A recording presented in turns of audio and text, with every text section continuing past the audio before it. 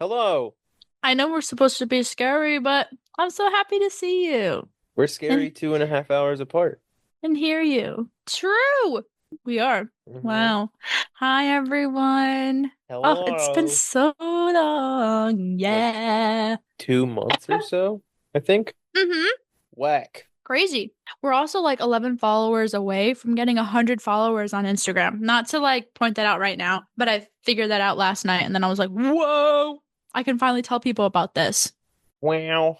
So everyone find a friend and tell them to listen to this episode if you enjoy it, which you totally will because it's spooky. This is our Halloween episode. Whoa. Yay. Yes, guys, we're back for one episode and one episode only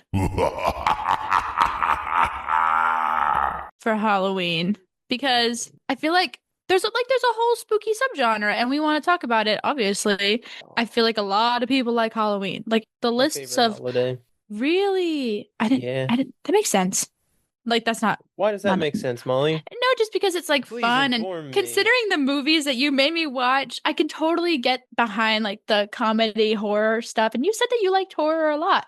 I didn't say a lot, but I enjoy it. I don't know you at all. Christmas is my number one. So Arbor Day. I hey, like don't. trees. Arbor Day is great. I do love a good Earth Day, but it always happens in a weird spot. Letting you guys know also, before we start, you can probably tell that we both sound really great. And that's because we are talking to each other via Zoom. I know, we're back in 2020. With And microphones that aren't USB microphones. actually, this one technically is USB microphone. But compared to season one's USB microphone, Yes, this one didn't take me 3 hours to set up. well, that and these both have noise condensers and stuff, so it doesn't sound like we're in the same room with background noise. True, but you're in this room in my heart. I appreciate that. Likewise to you. Thank you. I was about to say that was gonna be weird if you didn't say like ditto or something. I was like, okay. You're like, Anyway. You can stay in Boston.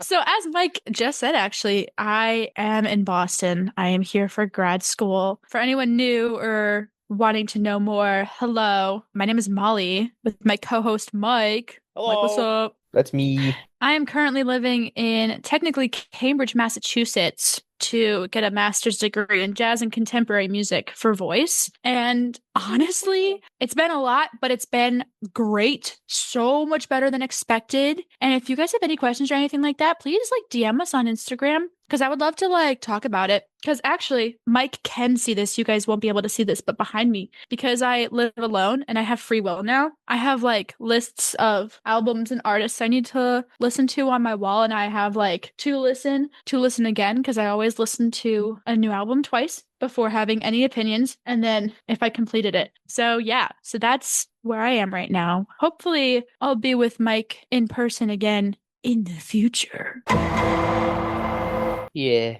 You guys can't see it on my side, but I have like a live, laugh, love marriage photo of E.T. and Michael Jackson behind me.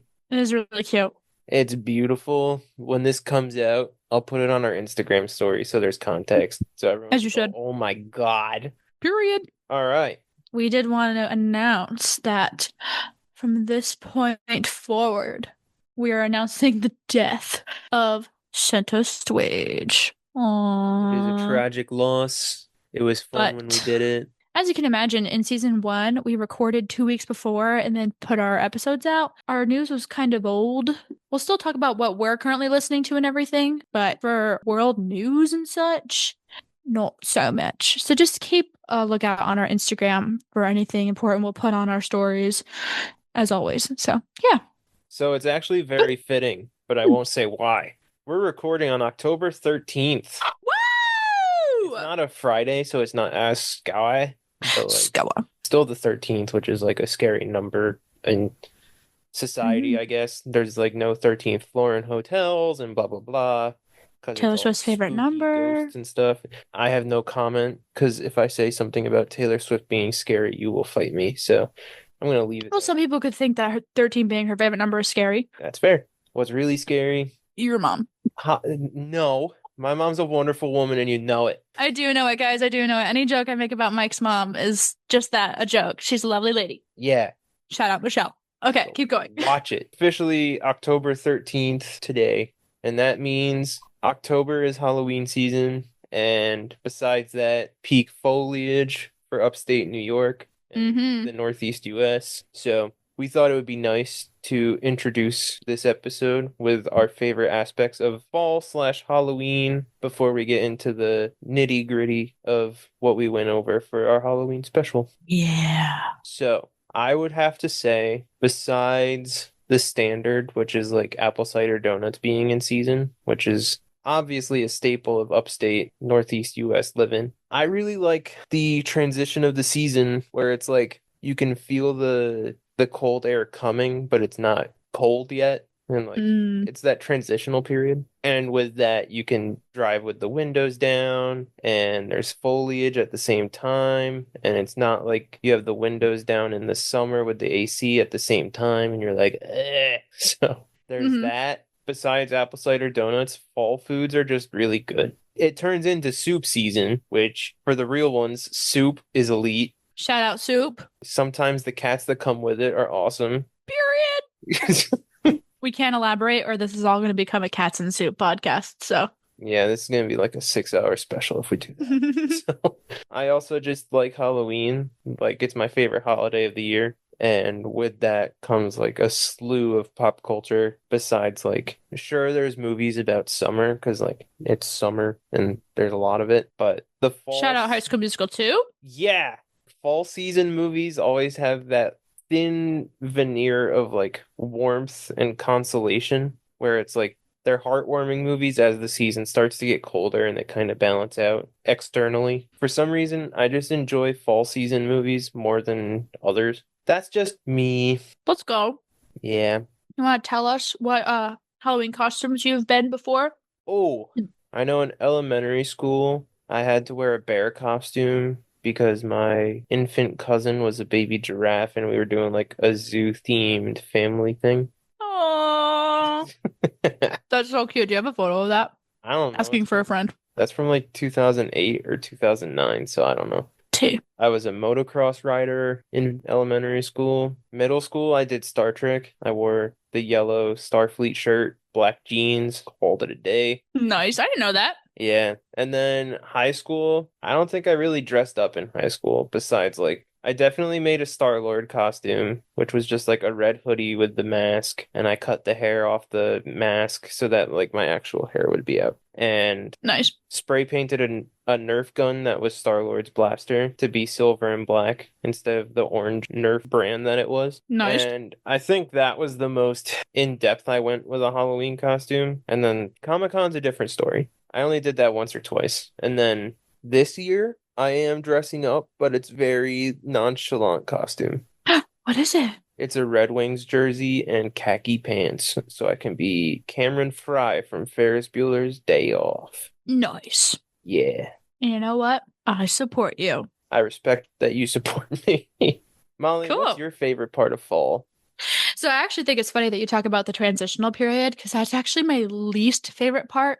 It's really hard to explain. Only a couple people I know feel this with me, but I actually don't love it when I feel things changing, like the seasons changing. It's weird because yes, fall is like cozy and everything, but it's because everything's dying and then turning into like Yes. frost. So we're like, oh yeah, we're gonna be comfy and then we're gonna be scary and Halloween, and then we're gonna be thankful because we're still alive after all of that stuff. And it gets a little dark for me sometimes, so that I'm like, ugh.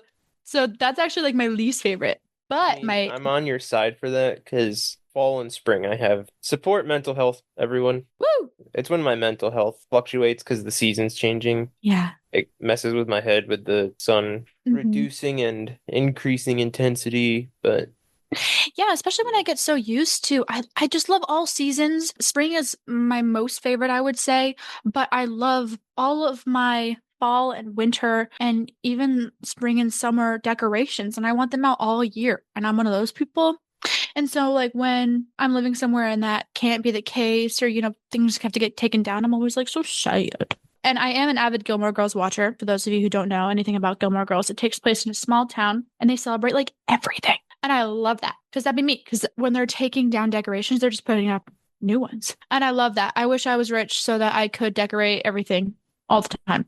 Boom. Okay, anyway, I was gonna say, I do have to agree with you about upstate New York. It's so beautiful. The trees are so colorful. I always point out and look for like my favorite trees wherever I'm going. Yes, I do agree with you. The air gets nice and crisp.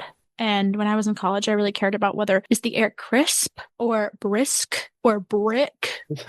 Like, what's They the all sound the difference? same. Yeah. And then I do like Halloween. And for some people, like Halloween is like super scary, like get your thrill on. And for me, it's all just about dressing up, having fun, and getting free candy. Yeah, but in undergrad and when I actually worked at Disney, oddly enough, I didn't have a lot of time to always do fall activities, which I guess is why there being fall colors and things like that around me so good. Granted, in Florida, not a lot of the trees changed, but the parks did change, so that was good enough for me, right? Woo. But I do love a good pumpkin patch. I do love apple picking, and I do like corn mazes when That it's not wicked hot outside like it was 2 weekends ago. Shout out Marie, love you, girl. But I was sweating my ass off, and that sucked. Love I you. I do miss corn mazes. It's been a while since I've done one, but I'm on the inverse of apple picking because there's always bees. It's funny for fall and winter activities. I don't need to do them multiple times or even for a long time. I just Yeah. need to like do it once. For ice skating, for example, is a great example of this. I get so hyped up to go ice skating, but I'm probably on the ice for maybe 20 minutes and that's that. And then I'm good. I'm on the ice for zero because no. And that's okay. I can Yeah, snowball fight any day, but period. Yeah, and I love a good apple cider donut as well. And apple cider, come on. Come on, shout out Fly Creek Cider Mill. We love you guys. and We're Gold biggest Orchard fans. and Golden Harvest and True, Windy Hill. true. We got so many. Christie's born. Also true, when winter comes around, we have a Christmas tree farm in our town. True, just like Taylor Swift. Yeah. Fun fact for you guys. She actually has a song called Christmas Tree Farm. And then costume stories. I actually made a cutie little list. It's funny because I actually forgot most of mine, and so did my parents and the rest of my family. So these are the only ones that I can remember without us pulling out photos. But it's fine. I've been Animal from the Muppets, 6th grade, period. We did talk about that in our hmm Muppet episode of the podcast, season one. I do got photos of that. Woo! I have a fridge magnet too. Tough as hell. I know. I was Sharpay Evans 2 years in a row. Specifically, Sharpay Evans from High School Musical 2. If you know, you know. It's like the red top with like the jewel in the center. She wears it at the beginning. And I basically just wore that twice. I've seen that movie Because, once yeah. in my life, so Let's go. It's I fine. can say I remember it. My High School Musical ranking is 3, 1, 2 anyways. Still a great movie, guys. Don't come after me, okay? I was Eliza Hamilton in high school. My mom made my dress. Shout out, mom. I Period. remember that. I was Maleficent as well. I don't remember that. But like the Angelina Jolie version because that movie slaps. And if you care, yes, I'm very happy they're not making a Maleficent 3. I was a pirate in college who wasn't. I was also a fairy when I was itty bitty who wasn't. And Me. last year I did do a couple's costume. I was Eve and the other person was Wally. And that was some of my best work. We did win a prize at the Halloween party. It was awesome. For childhood memories, I guess in college, this is not a childhood memory. This is a college memory, but it was a while ago now, so it's fine. I still believe that I deserve to go trick-or-treating. And so because I was an avid member of my show choir, I was like, guys, I'm going. You want to go? And basically every year I went trick-or-treating with people in college. At least 10 people would go each year. That's kind of awesome. Shout out to any of you guys if you're listening right now. Another memory is that Mike and I's local middle school had this super cool event where they would obviously like take your photos and they would put it on a magnet. Hence why I have one of me as Animal. And then also they would have a haunted hallway where it was like a mini, scare hallway. And I did go in it once in 8th grade. My dad escorted me because my dad was there because he was an avid member of the community. And it was actually really funny because one dude, I remember like he was on the table, but I remember his like guts were pouring out of him and he like looked up at us and he was like, "Oh, hi, Mr. DeMarco." And I was like, "Oh my God." Like I was like, "That's so scary." And then in high school, yeah, in high school, I actually somehow got an opportunity to be a part of that. And I was like, this is so full circle. And it was awesome because I just got to scare the crap out of middle schoolers. So we love that. Setup for Halloween happening my senior Let's year. go. Yeah, it was freaking called Halloween Happening. Like, yeah. In words of Harry Potter, that was the place to be tonight. You know what I mean? So yeah, hashtag never forget. every time it gets close to Halloween, I'm always like, I'm missing Halloween happening right now. Oh. It's really funny. So, yeah. I can't tell you if I think about Halloween happening after high school. That's okay. It's just because I remember at the time it was like the coolest thing ever. I was like, a I party just just for remember me. all the people of Purchase College coming out on Halloween night was always something. Mm. And like you could see it from your window. You'd be like, "Whoa." Hmm. Dressing a little bit odd for being cold out or A Mean Girls moment, if you will. yeah. That's all I got. Yeah. We are back with our top fives. Remember how sad it was how we tricked you and we were like, no more top fives. And then we were like, top 25. Whoa. This is actually kind of like that because we're having a daily double top five. We got two themes going on, obviously, with some similarities. Number one is top 5 Halloween movies. I'm sure Mike has a lot to say, and I do kind of, but I think Mike's gonna take the win on this one. Then our next category after that will be top 5 Halloween songs, which I got some thoughts, obviously. Top 5 Halloween movies has a more direct approach to it than the songs. Mm-hmm. Because like a lot of songs could be Halloween. Mm-hmm. Mike, how about you go first? So we're doing top 5 Halloween movies right now. I'm going to start with my number 4 honorable mention, 1988's Beetlejuice by Tim Burton. It's a good one. It's definitely a Halloween movie. It's just, you gotta be in like a specific vibe to watch it. Should we play the game of has Molly seen it before? I'm gonna guess no for most of these. Correct. Cool. I'm really good at this game. Beetlejuice, for those that don't know, the premise of the movie is this couple is living in this house on a hill and they kind of die in a car accident. Then they like return to the house as spirits slash ghosts and they don't know it until they like get processed through the spirit world. They have to like haunt the family that's trying to buy the house because they're like totally flipping it and everything. They believe that they still own the house even though they're dead. Eventually they hire Beetlejuice, who's like a supernatural exorcist, but he's a demon. And it's good. You see the musical? Nope. It's good. From I know a couple songs. Set design's awesome. Did you watch nice costumes? Nope. How dare you? How about that?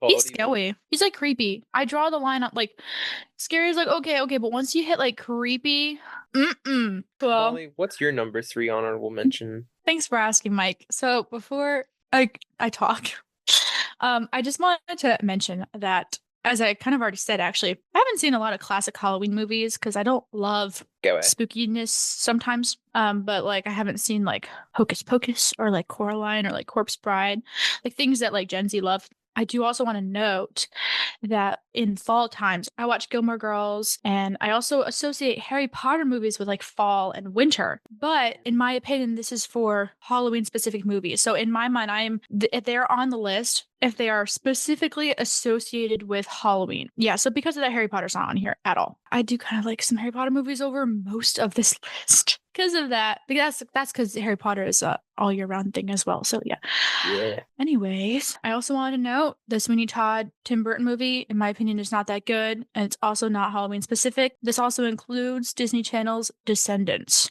Not that they would be on the list anyway, just in case you care about that, had to mention it. Okay, so my first honorable mention is the most honorable mention out of all honorable mentions. It shouldn't actually even be on this list, but I don't love that it exists, but it does. I guess that's how most of the world thinks about Cars 2, even though they're wrong, because Cars 2 is amazing. This one, but I just mean about the idea that it exists when people didn't want it to.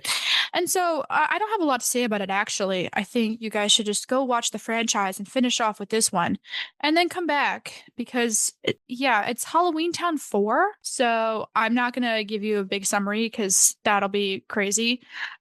I will later down the line about the other Halloween Towns, but they changed the main character actress. I am a big hater of that, especially if she could have done it. There's no reason for it to not be her. But the thing that's weird about it is I do like the actress that they chose. I just don't like that she's doing it. And also, there's actually a lot of, like, in my opinion, like sexism in it, both ways, actually. And it's just kind of weird. And when I was younger, I thought it was really cool and really awesome, and it is. And it talks about a lot of history stuff, which they don't in the other ones. But they solve the thing pretty simply once you figure out the problem. And I didn't realize that until obviously now. And I'm like, oh. So, in my opinion, Halloween Town 3 was the cherry on top instead. So, but I wanted to mention it to round it out. I can't not mention it. It does exist. Lucas Grabeel is in it. Love that guy. Had to put it in there. Cool. What's your third honorable mention, Mike? My third is one that a lot of people say is scary, but I watched it for the third time this past week, and it's not that scary. This is 1984's Nightmare on Elm Street. Molly's over here saying, I have not seen that. I have not seen it, nor have ever heard of it in my life. Yeah. Really? Oh, I think I've heard of like Elm Street, but I've never like seen it. Like I can't tell you who could be in it or what it could be about. Oh, okay. Or the font of the title. Cool. So the premise is, I wouldn't say sleep terrorist, but it's kind of sleep terrorist. What does that mean? I might have to stand up. This group of teenagers in this town are all having nightmares about the same dude. It turns out that he's like someone that died in the town and he's exacting revenge, and he attacks you in your sleep and can kill you in real life through your dreams. That is so scary. Really cool concept though. Especially since sometimes, guys, fun fact, real fast, I have a dream probably once a month of the same guy. Never met him before in my life, although obviously if he's in my dream, I had to have, right? And he kills me at the end of my dream every time, but we're always in a different city, and it's really interesting. And even though I do get away for most of my dream, I'm actually succeeding, he'll come back, kill me, and then I'll wake up. But it's like once a month. Like it's literally very rare. And then I'll be like, oh, I just saw him again. Okay, I'll see you later. And I'll see him next month. It's the hat, man.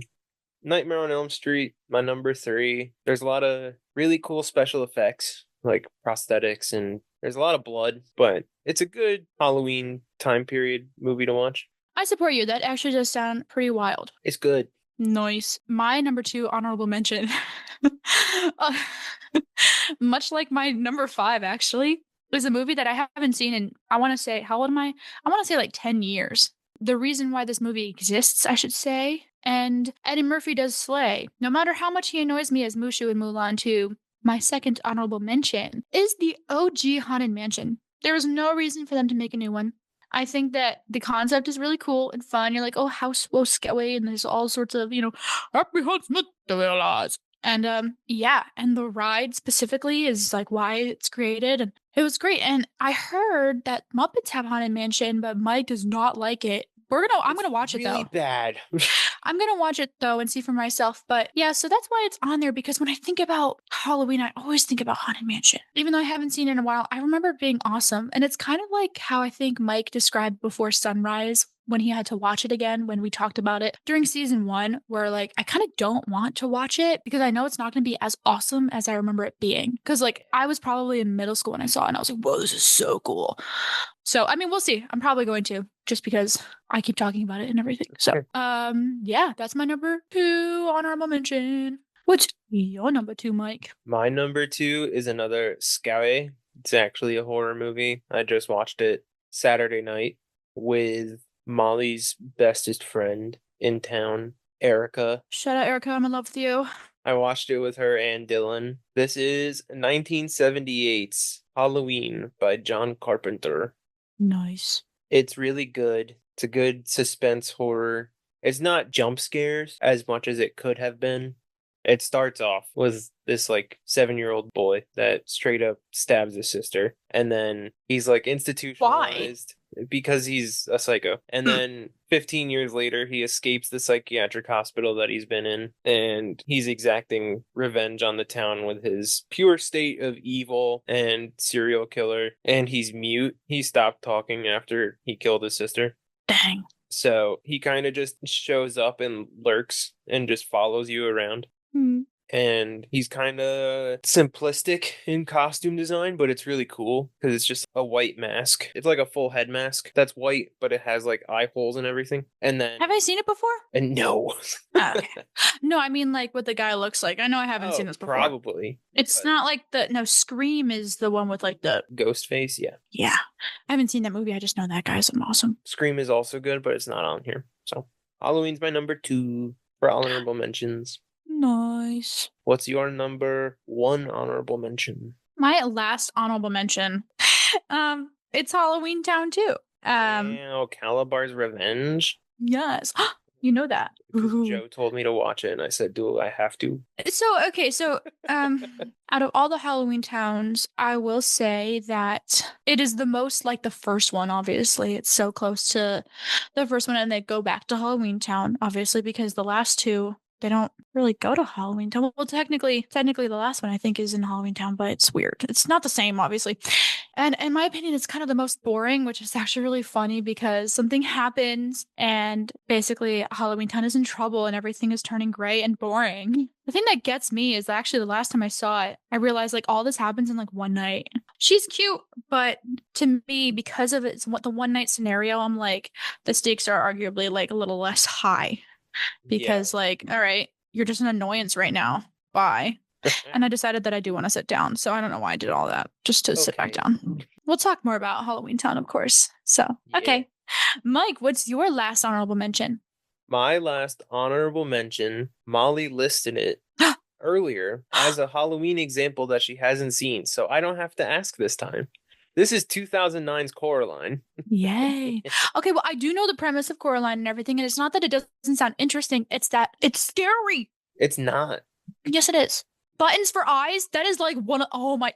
They're animated. As someone who is in music, I'm literally in music, and that's my life. I would rather lose my hearing over my eyesight. And you want to put buttons in my eyes? No.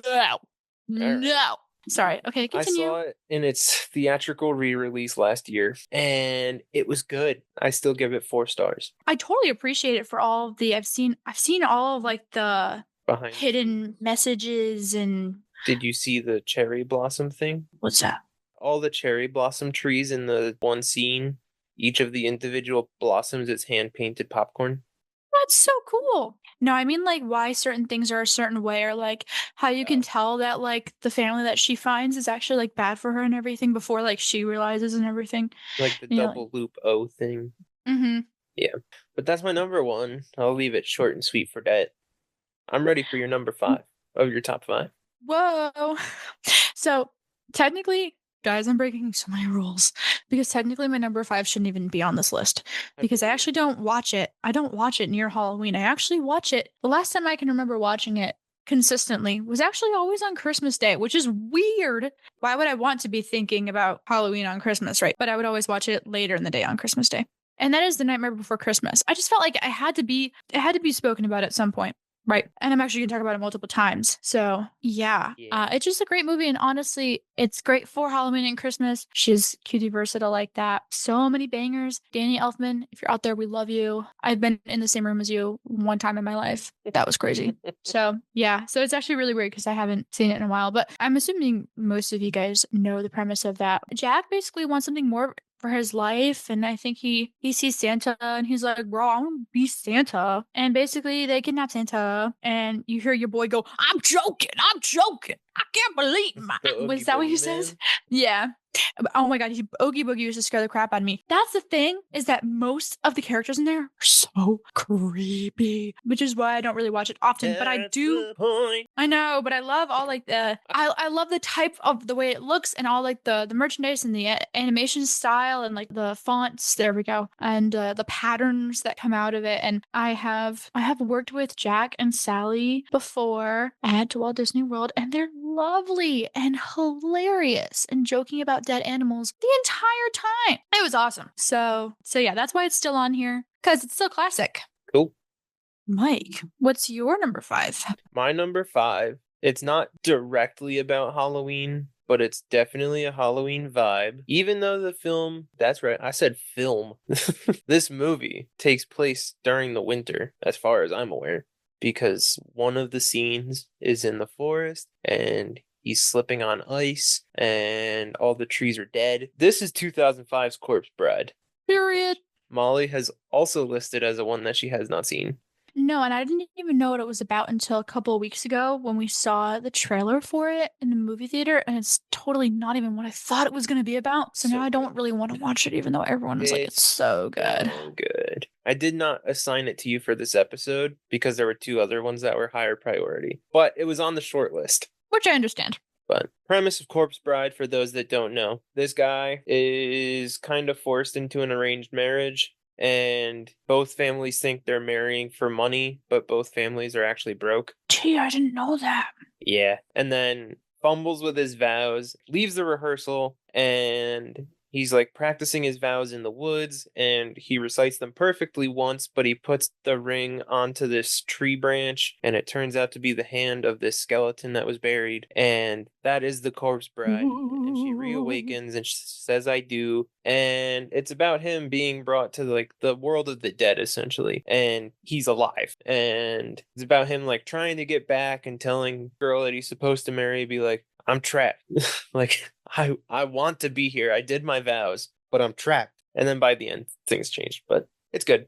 Crazy. And Danny Elfman did the music, and it's really good. Period. I don't doubt it. Yeah, but that's my number 5. Nice. Mike, you want to take a guess at what my number 4 is? Oh, there's so many. I'm going to give you a hint. It's either franchise of the ones that you've watched. Oh, I'm going to guess Twitches 2. No, Halloween Town 1. Dang it. All right, I was close. There was only 6 to pick from. Mm-hmm. Well, technically 4 because I already used 2 of them. Yeah, I know. Anyway. Yes, my number 4 is Halloween Town 1. And honestly, I haven't watched any Halloween movies other than the ones assigned to me from Mike yet because I finished Gilmore Girls and it's been a whole thing. She went to Yale. But when yes. Oh my God, spoiler. And unfortunately, a couple were above this one. That does not mean that Halloween Town 1 is not a classic. She is pivotal. Sophie! Oh my God, so pivotal. We'll talk about it later, of course. Sure will. And the reason you yelled Sophie is why I'm laughing, but we'll see. Yeah, I know. I was Sophie. Oh my gosh, we should have a button. Sophie. Sophie. Yeah. So, and she's obviously the jump starter of the rest of the Halloween Town movies. We would not be in Halloween Town 2, 3, or 4 territory without the first one. And I wish that Halloween Town got bigger and more popular because the concept is really cool. And yeah. So yeah, that's my number 4. Whoa. Mm-hmm. All right. So my number 4, similar to Molly's number 4, I will not explain what it's about because she will later on in this episode. My number 4 is Shaun of the Dead by Edgar Wright. It's very good. It's got a good balance of horror and comedy to it. And it's British humor, so it's kind of like an offbeat style compared to American comedy. But I can't really get into it because I gotta save it. David. I watched that movie. I watch most of these year round just because I love Halloween. But Shaun of the Dead is one of those ones where you're like, yeah, I'm going to watch that. But I'm keeping it there. That's my number 4. Slay. I support you. That's all I can say about that right now as well. So cute. What's your number 3? Well, Mike, you actually guessed it earlier. It's Twitches 2. Another thing I wanted to think about is like Halloween Town is obviously literally in the name of it. It's in your face Halloween, whereas Twitches, like, well, yes, obviously that it takes place during Halloween, but it's not not in your face. No. Yeah, there's more real world stuff than that. And I was going back and forth because I thought this whole time actually, I thought that I liked Twitches 2 more than Twitches 1. We'll talk about it later, but we assigned each other some movies to watch, and I was gonna assign Mike Twitches 2, and then it was actually number 1 on this list until an hour ago. And I say that because I like that it's already established and the camera quality is so much better. But I remembered how annoying they get sometimes because now that they're established in the second movie, they're like sisterly annoying. And as someone who has a sister and everything, sometimes I'm like, oh my God, I can't. And I like the character arcs better in the first one. So I'm going to go with the first one. So that's why she's number 3. 'Cause she's great. She is the great movie, great sisters. Cool. Yeah. So, what's your number 3? Oh, we're down to the 3. Whoa. Yeah. My number 3 is another one that Molly has not seen. She told me this either during season 1 or in preparations for this. It is Ghostbusters. I did see a little bit of it at our hotel room a couple days ago, but yeah, I have not. Scary. No, she was a cutie rather than scary, actually. So Exactly. So Ghostbusters, you don't really have to explain what it's about because that's what they do. They're basically like ghost police and they capture ghosts and spirits in New York City, and it's a good time. I ain't afraid of no ghost. My question to you is, do you remember the Vine that uses the Ghostbusters theme song? I'm an adult virgin. I mean, 4 female Ghostbusters? The feminists are taking over. I'm an adult virgin. Yeah. What's your number 2? Mike, my number 2. Well, I guess we went from 6 movies, now we're down to 2 of them. So which one do you think is my number 2? Twitch is 1. I'm fumbling the bag so hard, ladies and gentlemen. I blame Zoom this time. We're not in person to get those, like, it's Halloween Town 3, Okay. which, honestly, I thought that I think I alluded to the fact that Halloween Town 3 was my number 1. But I watch Twitches a little bit more often than Halloween Town. But Halloween Town 3 is, in my opinion... What? I can guess what your number 1 is now. Well, yeah, you just said it. Halloween Town 3 is, in my opinion, the best out of the Halloween Towns, mainly because you already have the super cool premise and you're building off of that because, okay, long story short, Halloween Town 1. There's a Halloween Town. Marnie's a witch, and so is, like, the woman in her family. Yeah. Second one is like Halloween Town's in trouble. Oh no. Oh, and Halloween Town 1, Marnie, obviously, save stuff. Halloween Town 2. Oh no, it's in trouble. We gotta save it. Great. Halloween Town 3 is like Marnie has saved Halloween Town twice. She's cool, but she's also still like a human as well as a witch, right? And basically, there's a way for people from Halloween Town to have like normal lives in the real world. Forgot why though, because in my opinion, like it's weird because like they're hiding themselves because they're like kind of like monsters, and yeah, so it's just a different thing, and you meet so many cool new characters, and they go to like the mall, like they have their own little secret hideout in the school. And it's really cool, and I think the twists are nice. And yeah, I like that everyone's already established, and it's just great. And that's just like a really cool premise to me. And then the fourth one is, yeah. So that's why she is up there, because I know that they're already established and everything. You know what I mean? I hope that makes sense. Thank you. There's and no all the exposition needed. They're all there. Yes, and you still get to see Marnie with Lucas Grable's character. That's the other reason why the fourth one stings so hard. It's because they already have a friendship. It's not like he's new in the fourth one. He gets introduced in the third one. Dang. Yeah. Okay. Mike, what's your number 2? My number 2 is also going to be very short and concise because I can't talk about it much because Molly also watched this one for today.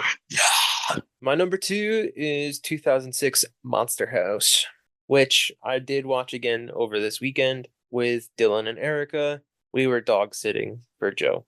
I'll save it. Monster House is my number 2 though.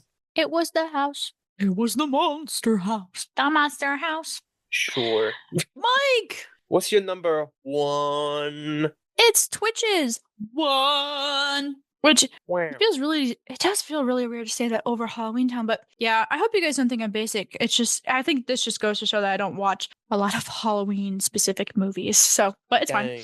I'm happy, and that's all that matters, right? But oh, we can't even talk about it a lot. Dang. We can't even talk about it a lot either. 2 sisters, twin witches, Twitches. Separated at birth. Yep, crazy. Brought back together by fate. But also, Mike will give you guys the scoop. Goes by the names of Karsh and Ileana, but we'll get back to that. Period. Guys, yeah, Mike had to watch that. So we'll talk about it later. Mike, what's your number 1? My number 1 is your number 5. Is Henry Selick's The Nightmare Before Christmas.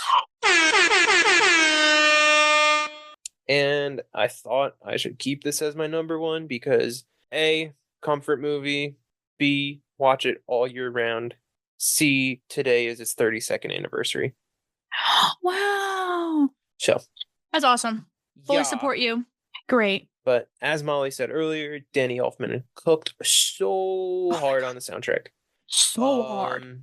A lot of people do confuse it to being a Tim Burton movie, but Tim Burton is only the story. He wrote it and was art director and everything, but he didn't direct it. So that's where like a lot of people get confused because it's called Tim Burton's The Nightmare Before Christmas, but it's directed by Henry Selick. Interesting. As I've mentioned before, my roommate from college, Liam. Hello, Liam. You're getting a Halloween special shout out. What's up, Liam? Halloween special shout out. Liam has he's addressed that it ends like 10 minutes too short in his opinion. There were 10 minutes more that it could evolve or have like a little bit more character development instead of just wrapping up like it does. But interesting. Yeah. We should get him on here to talk about it. I'm trying. Well, Mike, once again, I support you. Our next top 5 is going to be top 5 Halloween songs. And I'm actually going to start us off. Most of the songs on my list are meant for Halloween, but some of them aren't and have grown to be. But, you know, it's subjective, so whatevs. So technically I have 4 honorable mentions if we're considering these last 2 songs Halloween songs. They're in multiple Halloween playlists, and even though I don't really think they're Halloween songs, I'm gonna put them in. So my first honorable mention is Hungry Like the Wolf, because I guess people think it's a Halloween song. It's a great song. Hell yeah. Great song. Liar, man.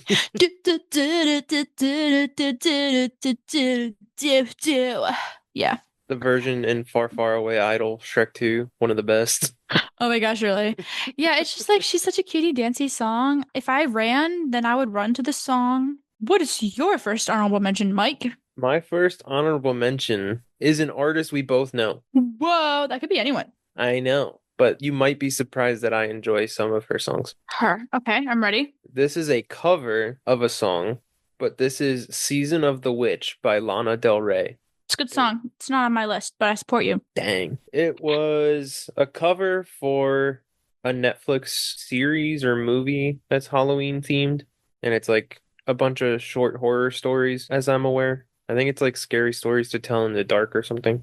But the cover is really good, and she does a really good job at making her smooth vocals sound creepy at the same time as being calm. So that's why it's my number 4, because it's kind of spooky. Yeah, I support you. I'm pretty sure it's pretty popular on TikTok and everything. I just don't got out of my way to listen to it, you know? But yeah. Yeah. What's your number 3 honorable mention? My third honorable mention is, like I said earlier, another one that I don't actually know if, according to Google, Disturbia by Rihanna is technically a Halloween song. It's a great song. I think about GTA 5 when I hear it, though. Like, I don't know. I don't think about Halloween when I hear it. You think I'm not going to whip around Los Santos listening to Rihanna? We haven't talked about Rihanna often, really, at all, actually. So, she flew. Hello, Rihanna. She flew pregnant at the Super Bowl. At the Super Bowl, yeah. Good song. I'm going crazy now. Come on. I enjoy the opening of it, where it's her. What's wrong with me? Yeah, it's her dissociation. Like, why do I feel like this? Yeah. Yeah. It's so good. You're like, what is going on? We've all felt that way. Mm-hmm. But yeah, I enjoy that song too. What's your next honorable mention, Mike? My next honorable mention is a somewhat famous band that I don't listen to a lot, but they did a song for the movie The Crow, which is kind of Halloween themed, but not really. And they just did the soundtrack for Tron Ares, Challengers, and Soul, and The Social Network. This is Dead Souls by 9 Inch Nails. Ooh. The Chinese fireboat. Ooh. Sorry. All right. Thank you, Barty Crouch Sr. I know the lore. It's fine. It's a good song. It's nice and spooky, but not really. It's more of grunge metal, kind of gothic grunge rock, but it's good. Cool. Never heard it before. Got a good bass line and drums. Ooh. Yeah, but that's my number 3. Nice. What's your number 2 honorable mention? I think this is from something. I don't know. I don't even know who it's by. I just know that. Is it even called this? Let's see if I can put it together. Somebody's watching me. Oh, by Rockwell, Sure. featuring Michael Jackson. Yeah, Yeah. Okay. it's I not like from anything, but it's good. I know this. the guy at the beginning. It just like it really gets it, and then like, and then he's like, "I'm just an average man with an average life." I'm like, period. Nah, the best part of that song is when he thinks the IRS is tracking him down. And you're like, real, dude. I hate think paying taxes. I think that my favorite line from it is, "All I want is to be left alone." Like, I feel like When that's I'm in too. the shower, I'm afraid to wash my hair. Yeah, it just slaps. A great song to sing in my voice as well. Watch me. Yeah. The chorus is Michael Jackson. Oh, King. Yeah. Cool. Yeah.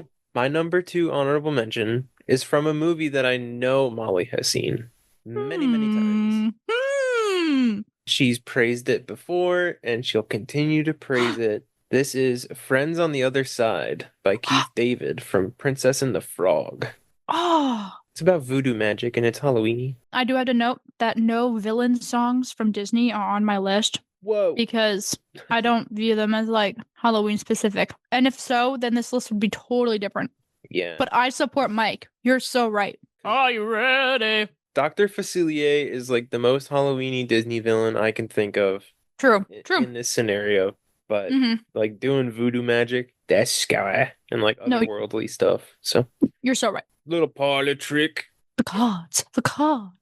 That's my number 2 for honorable mentions. My last honorable mention is from a movie that Mike has on his movie list. I'm surprised that it's here and not higher up. It's just because I don't even know. It's Ghostbusters, like the theme song. Ray Parker Jr. She's so cute. Like, it's such a catchy melody.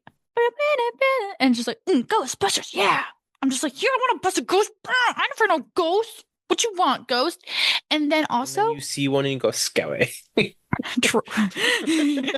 And but then also the reason why I was like, you know what, this song is awesome and is a staple of Halloween is when I went to Universal, had to be over 2 years ago now, a year ago now, and look up their water/fireworks/drone show. It's insane. And they have it at night, and the one that I saw was like obviously movie themed, and there's like a freaking ghost, like the symbol in drones, and there's like movie clips in the water. There's like fountains going for it, and it's just like a orchestral version though. Oh my god! And when they go like, and like you just like, I was like, I remember being like, this is like awesome. I love a good orchestra. Orchestras make everything better, and it made it so much better. But I guess the things above, I have more of a connection to from childhood or recent things. I don't really have a connection to the song other than this song. Like, I don't know the movie, and yeah. So that's why it is where it is. So, boom. I'm afraid of ghosts. Cool. That's not even on my list. Dang, that's okay. But I did it because I didn't want to have crossover from my top 5 Halloween movies. I wanted to have it feel original. Nice. What's your last honorable mention, Mike? I want to preface that I do love this song, but I put it in honorable mentions because I wanted my top 5 to feel less generic than a lot of people would do. Like mine? Perhaps. I don't know yet. So my last honorable mention is Thriller by Michael Jackson. Because as much as I love that song, I wanted to give other ones more attention. Like everyone knows Thriller. But... There's a reason for that, but period. Yeah. We'll talk about it later. I know. I support you. I really do. I can tell by your pauses. Did you actually want to say anything else about it? No. Cool. It's just a good music video. True. It is. A lot of production value in it. Mm-hmm. Yeah. Sports cross the line. You know whose voice that is? No. Vincent Price. Who's that? Why'd I whisper? He's a scouty man. He's also the engineer in Edward Scissorhands, but that's a different thing. Yeah, I would not know that. Cool dude. If you look him up, he's got a very extensive history with Halloween. Yeah.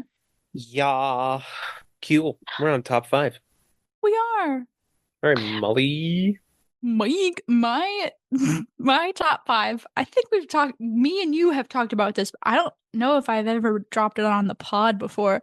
I'm going to start this off by saying my top 5 are 2 different versions of the same song. That's why it's in here. That song being Monster Mash. First of all, she's so cute. She's like little. She did that mash. She did the monster mash. That monster mash. Like she's so cute. Like I think of like 50s, like scary. But I'm gonna set the scene for all you guys. Mike is already aware of said scene. 2 years ago now, when I worked in the Walt Disney World's Magic Kingdom in Orlando, Florida, they have Halloween parties most nights, starting at the end of August, ending at the beginning of November. And so shifts, if you're working there, start around 4 or 5 and they end around 11 p.m. to 1 a.m. So you're in the parks at night. And because it's a party night, there's not a ton of people there and music blaring. It's also darkness and you're handling people that you could be handling stressful situations while listening to Goofy sing Monster Mash over the loudspeakers. You guys, you need to go listen to this. At first, for the longest time, actually, it really was like a trauma thing for me. But now it's just hilarious. It is hilarious. The best part is you would not expect Goofy. He goes like, he gets you on the first line. I was working in the lab. That was a really good, oh my gosh. That was really good. That was basically verbatim what he says. I was working in the lab. Goofy, honey, why are you working in a lab? Like every time I think that, he's like, I was working in the lab like one night with my eyes, and I'm like, oh, and he's so funny. He did a monster mash. I'm like, oh my god, Goofy! It's so good, and it's also funny later on. There's a part where he like really is trying to sing on beat. I'm like, oh my goodness, Goof, what are you doing? Go listen to it, guys. And just imagine like me struggling while working, being on the clock in the world's most magical place on earth, trying not to crash out. Still a classic. It was a graveyard smash. Cool. It caught on with a flash. What's your number 5, Mike? Also Monster Mash. Really? Yeah. It caught on in a flash. Whoa, this is so unexpected. Wow. Did you have anything to add or? I've seen a lot of debates on what the song's actually about. There's people that are like, it's about a dance party. And then other people are like, it's about something way more sensual. Yeah, because they really don't specify. We like the same post on Instagram. I saw it. And there's like some terminology throughout the song that people are like, yo, this is definitely not a party. Yeah. And if it is a party, it's not that kind of party.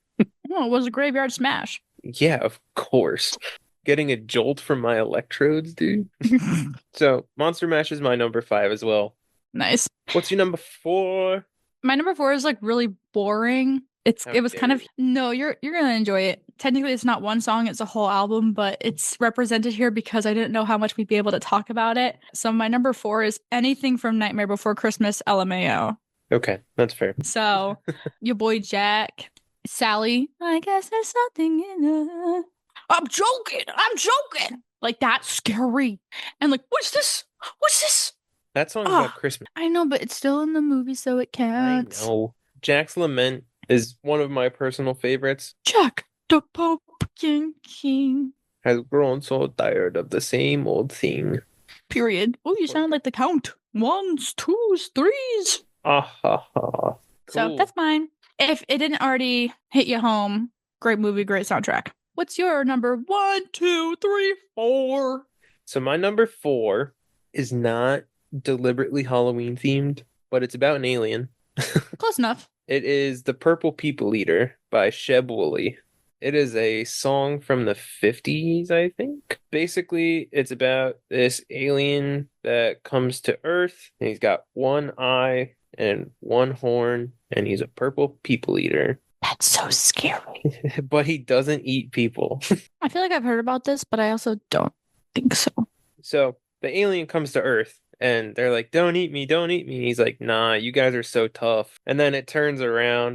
The reason that he landed, he wants to be in a rock and roll band.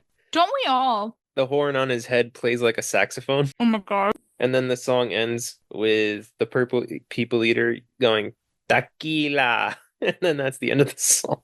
I have a personal connection to the song because it's another fall-themed event in upstate New York, the Adirondack Balloon Festival, where there's hot air balloons that take off in Glens Falls at an airport.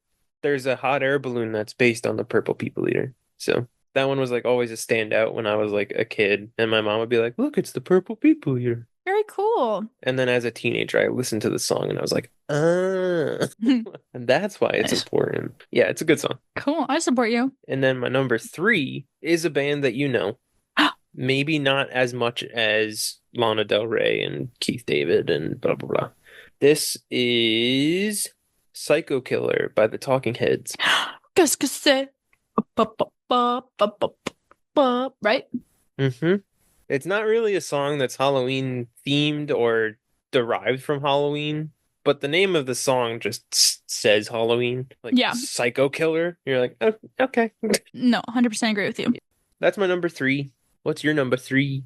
Well, hopefully you guys will have seen this to know that this episode is out. It's in the video. And if you haven't watched it, go watch our videos on Instagram because they're gonna /do slap. But my number 3 is Calling All the Monsters by China Anne McClain. We're gonna do a shout out to Abigail Linda Polly. She used to be like genuinely afraid of the song. And I used to think that was hilarious. I'm a much better friend now, and she's no longer afraid of the song, so it's fine. Disney Channel It's song, man. banger. Yeah, but it says Calling All the Monsters. Like So it is scary. In the beginning, she's like calling all the monsters. I'm like, oh my god, like China's calling the monsters. Like, but then it's just like all the monsters are gonna dance. We're coming to get you. Like, come on, period. I'm like, ah, yeah, it's great. So good. It is so good. I listened to it at work today. As you should. I realize there's not a lot of teen Halloween stuff. I was like, I'm trying not to be basic here, but it's kind of hard when only some stuff slaps. And this one slaps and will for the rest of my life. So, yeah. Word. What's your number 2, Mike? My number 2 is actually named Halloween. Wow. But I forget what year it came out. But this song is by Susie and the Banshees. Nice. My dad actually walked in when I had it on shuffle a few weeks ago. And he was like, "Yo, you listening to Susie and the Banshees?" And I was like, "Yeah." Aww.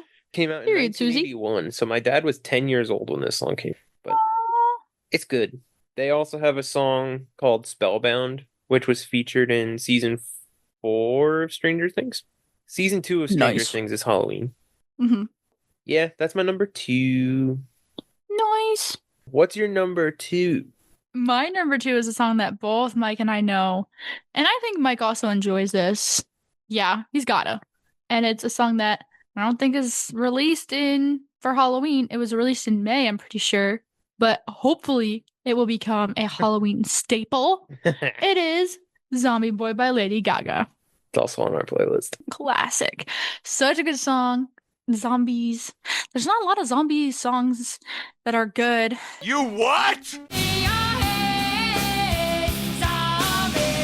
Anyway, this one slaps. And Gaga's Coachella performances and her tour performances of the song, oh my god, just amazing. And honestly, you could totally argue that like any song on Mayhem or most of the songs on Mayhem could be Halloween songs, but this is my ultimate favorite song. Our season 1 finale. Yep. The Real. Mm-hmm. So good. She released another Halloween song, but Yep, that she ended up putting in Mayhem. And that's a good song as well. Yeah, Apple Music updated. The Dead Dance? Mm-hmm. Damn. I think it released as a single on Spotify because it was in Wednesday on Netflix. Yep, and she did a whole rollout for that too, and there's a whole music video and everything. The music video was directed by Tim Burton. Whoa. So it's kind of clippy on Sky and black and white, which is cool. I think she must have came out with like a deluxe or something because Dead Dance is number 9 and then Kill for Love is 13.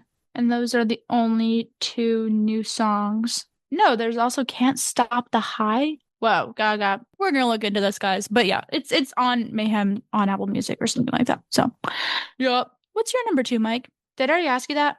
Yeah, we're on number 1. Whoa, okay. What's your number 1?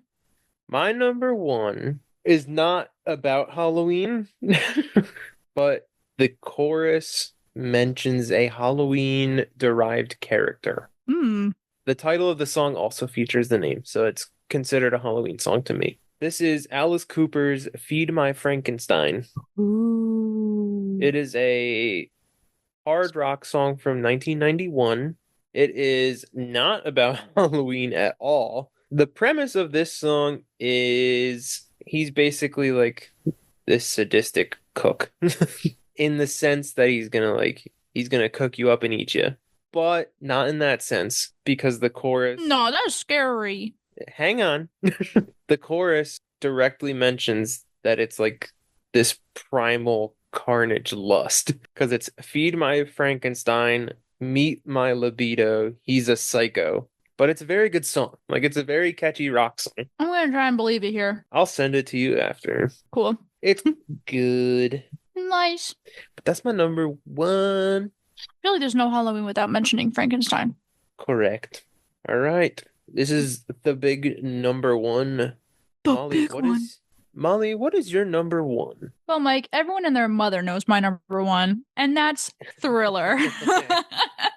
Guys, you cannot deny. You cannot deny. It's a great song all year round as well. Music video slaps. Vocals slaps. Orchestral band versions slap. I've played it slap. It's so good. Wow. Chord progressions. Boom. Melody. Boom. Harmonies. It was initially my number one as well, but then I said, nah, I should make it Like, original. the thing is, not to downplay it being your number one. the thing is, it's like when you think about Frozen, right? One of the, like the movie Frozen, one of like Disney's most popular franchises. And I'm like, guys, it's popular for a reason though. It's because it's a good movie. It's a good franchise. Yes, Thriller might be basic to say, but it's a good song. So, period. Yeah. And that's totally fine that you didn't put it up there because I knew I was going to talk about it and we already talked about it once and now we're talking about it again. I just love it. And I hear it and I go, oh, I get like, ooh, it's like scary. And then it's like, scary. You know what I mean? It's like, and I'm like, ah. And then I'm like, ah. The midnight hour's close at hand. Yes. Oh my God. And that funk of the boom, boom, boom, boom, boom, boom, boom, boom, boom. God, fucking kill me. Yeah. Woo! Yeah. Yeah. That's pretty sweet. Totally. Because candy, Halloween. All right, guys. Now that we're done with our double top fives, we're going to move on to the main event, the assignment of today's episode. Yes. And we called this segment the Ferryman's Toll to make it sound scowy. Yeah. It was the toll we had to pay to produce this special. We had to watch. Of course. Mm-hmm. Yeah. And notice how we've been saying movies plural, and that's mainly because Mike's gonna go first. But basically, he hasn't seen either of these movies that I assigned to him, and I was like, I can't assign him one without the other. I just couldn't. And then obviously to make it fair, I also watched two that are, as we said, in his top five as well. So correct. All in all, we did it. It worked out. Too. Well, yeah. Special. Oh, all right. Yeah. So, because it's not her number one, I think I'll start with this one and then go towards that one. Okay. So, the first movie Molly assigned me is the first Halloween Town from 1998. I will discuss it and then give my rating at the end for this movie and the other one as well. And our current plan is that I will just do both back to back, and then she will do hers back to back as well. Yeah. Let's go. So, my review of Halloween Town 1998.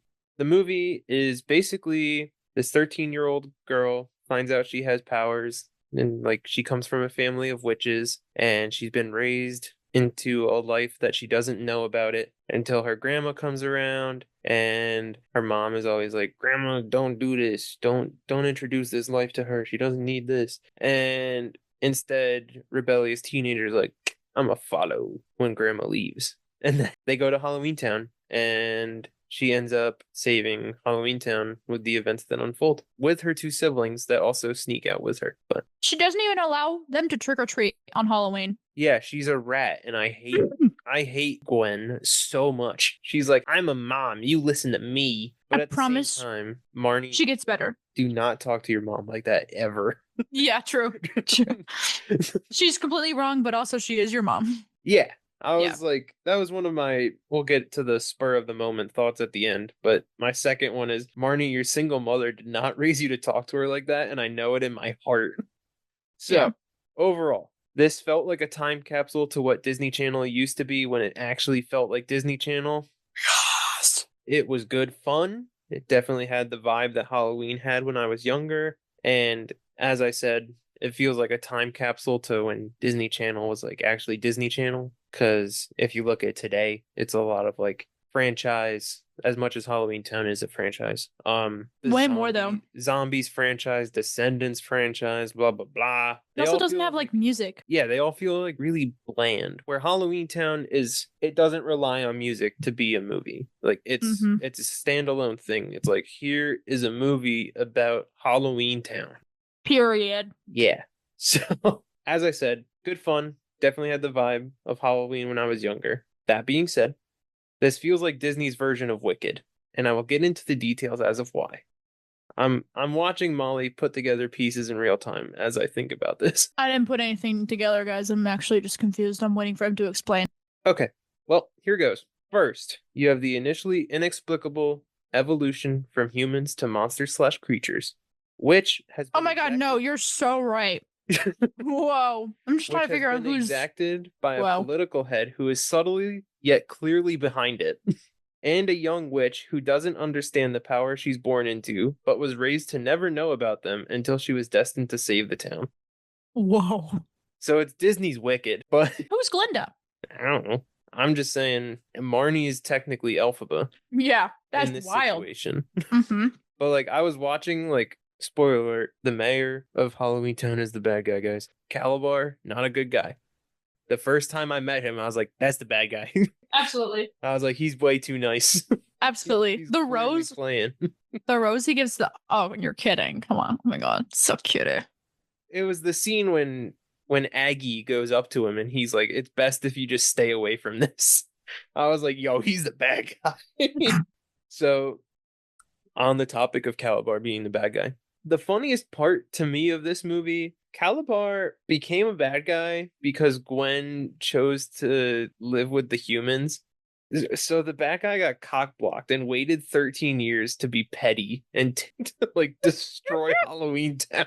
He was God. like, I'm gonna wait 13 years and then you're gonna see. You're all gonna see. Yeah. Yeah, basically. Because like when they ask why he did it, he's like, you could have been with me, Gwen. True. Which is crazy because he did remarry because he had a son. Mm-hmm. Also, what? Which is funny to me. Okay. Also, this may be a hot take, but Marnie is not the hero of this movie. Sophie is. You're in, Marty, you freaking little bitch. Sorry, not sorry. Whether it's the Sophie! plot relevance or just having funny dialogue, Sophie is the hero of this movie. True. Because Sophie is the one to unlock the gate at Aggie's house without showing how. She also has the awesome scene. The first standout scene of her is when she's at the kitchen counter at the beginning. She's like, I really wanted that cookie. And then the cookie starts floating. Yes. And like all of the reviews on our letterbox, like I looked through all the like top reviews and everyone was like, yo, that's me for real. When she was like, you ever just dream of food so bad that it just starts floating towards you? Yeah. As her back is turned. And then when her mom like takes it and eats it, she's like, are you eating a cookie? I'd be pissed if I was Sophie. I'd be like, girl. You lie. Well, I think like I'm just gonna write it down. Sorry. Continue. Okay. So the second standout perspective of Sophie being the hero is not plot relevance, but it's more comedy. And it may not be funny to everybody, but I found it hilarious. Like I was laughing so hard, and it was the first line in my review before I revised it for this. It is when they go to Aggie's house in like the beginning of the second act, essentially. Like when they sneak into Halloween Town and Aggie's doing like, she's making the witch's brew in the kitchen and doing like the instant version with the microwave. With the double toil and trouble buttons, which are pretty funny. Sophie walks in and the first thing she says is, are you cooking chowder, Grandma? I like chowder. And Period. for some reason, I was laughing my ass off. I was like, what child just goes in and like, you cooking chowder, Grandma? Soup queen. Exactly. Sophie, shout out, girl. But like, it's still funny to think about now because I'm like, this child's like 8. Yeah. And she's like, I like chowder. And you're like, congratulations, Sophie. Period. She knows what she likes. She really wanted that cookie. So the only thing that made me really annoyed in this movie, so the premise of the bad guy, his, I would say, supernatural ability. His supernatural ability is to freeze people in time. Mm-hmm. Like, they don't turn into statues because they're still alive. They're just frozen in time in their seats where he freezes them. Very scary. A little bit. Like, that was one of the props I gave the movie. I was like, the costume budget, makeup budget, crazy. Insane. I was just going to mention that. I do have to mention that in my spur of the moment thoughts. The Cool. only thing that made me annoyed was this villain's ability works to the full extent with everybody in town, except for Marnie for like a split second. She wakes up and drops the light source for the jack-o'-lantern and then goes back to being frozen. I'm like, what? Like, it's such a nitpicky thing. Yeah, I'm not fully remembering. Because But- Calabar freezes her when she's on top of the jack-o'-lantern, putting the... Yeah. Oh, yes. And then she wakes up, she's like, I gotta drop it. Oh, no. And then Yeah, she you're passes so right. out again. And I'm Oh, like, yeah. Yeah, like, how is she strong enough to do that or whatever? The thing Yeah. that gets me is that he's, like, fine mayor, yay, 1 minute, and then, like, scary dude in the theater. Like, how does... They never fully explain how he's able to keep them frozen if he's doing other things and how, like, how can I'm he be in guessing 2 it places doesn't at once? require his attention. Yeah. Like, he can just, all right, I'm walking away, but you're under this. Yeah. And how do people not see him getting in and out? Like, it's just a little... But I choose to not think about it. Yeah. But, like, the first time that the one lady shows up, I forget her name, Aggie's friend, Mm-hmm. and she, like, looks like a monster. You're like, what the hell is that? And then you realize it's her, and you're like, and that's when I put the Wicked idea together. Okay. Yeah. But Did you like the taxi driver? Benny, Period. I'll get to him. So, hang on. It's Do you not, not? I'm not going to say good or bad. I'm going to leave it to you until I get to him. Dang it, suspense. So, spur of the moment thoughts. First one, God forbid a grandmother tries to bond with her family. She was just trying to hang out with her grandkids and be like, here's your actual history. And then Gwen, the mom, is like, no, keep them away. And the amount of candy she had in her bag, are you kidding? Hell yeah, come on in. Yeah, she's got like a Mary Poppins bag full of candy and treasure and stuff. So cute. And then the mom's like, I hate you. In the third movie, that bag grows legs and it's really cute. Yeah? Mhm. Second was my mention that your single mother didn't raise you to talk like that, and I know it in my heart. Because Marnie is a very snarky, bratty 13-year-old. Yeah. And at the beginning, as soon as she started talking to her mom like that, I was like, your mom's in the right, actually. You don't deserve to go trick-or-treating if you act like this.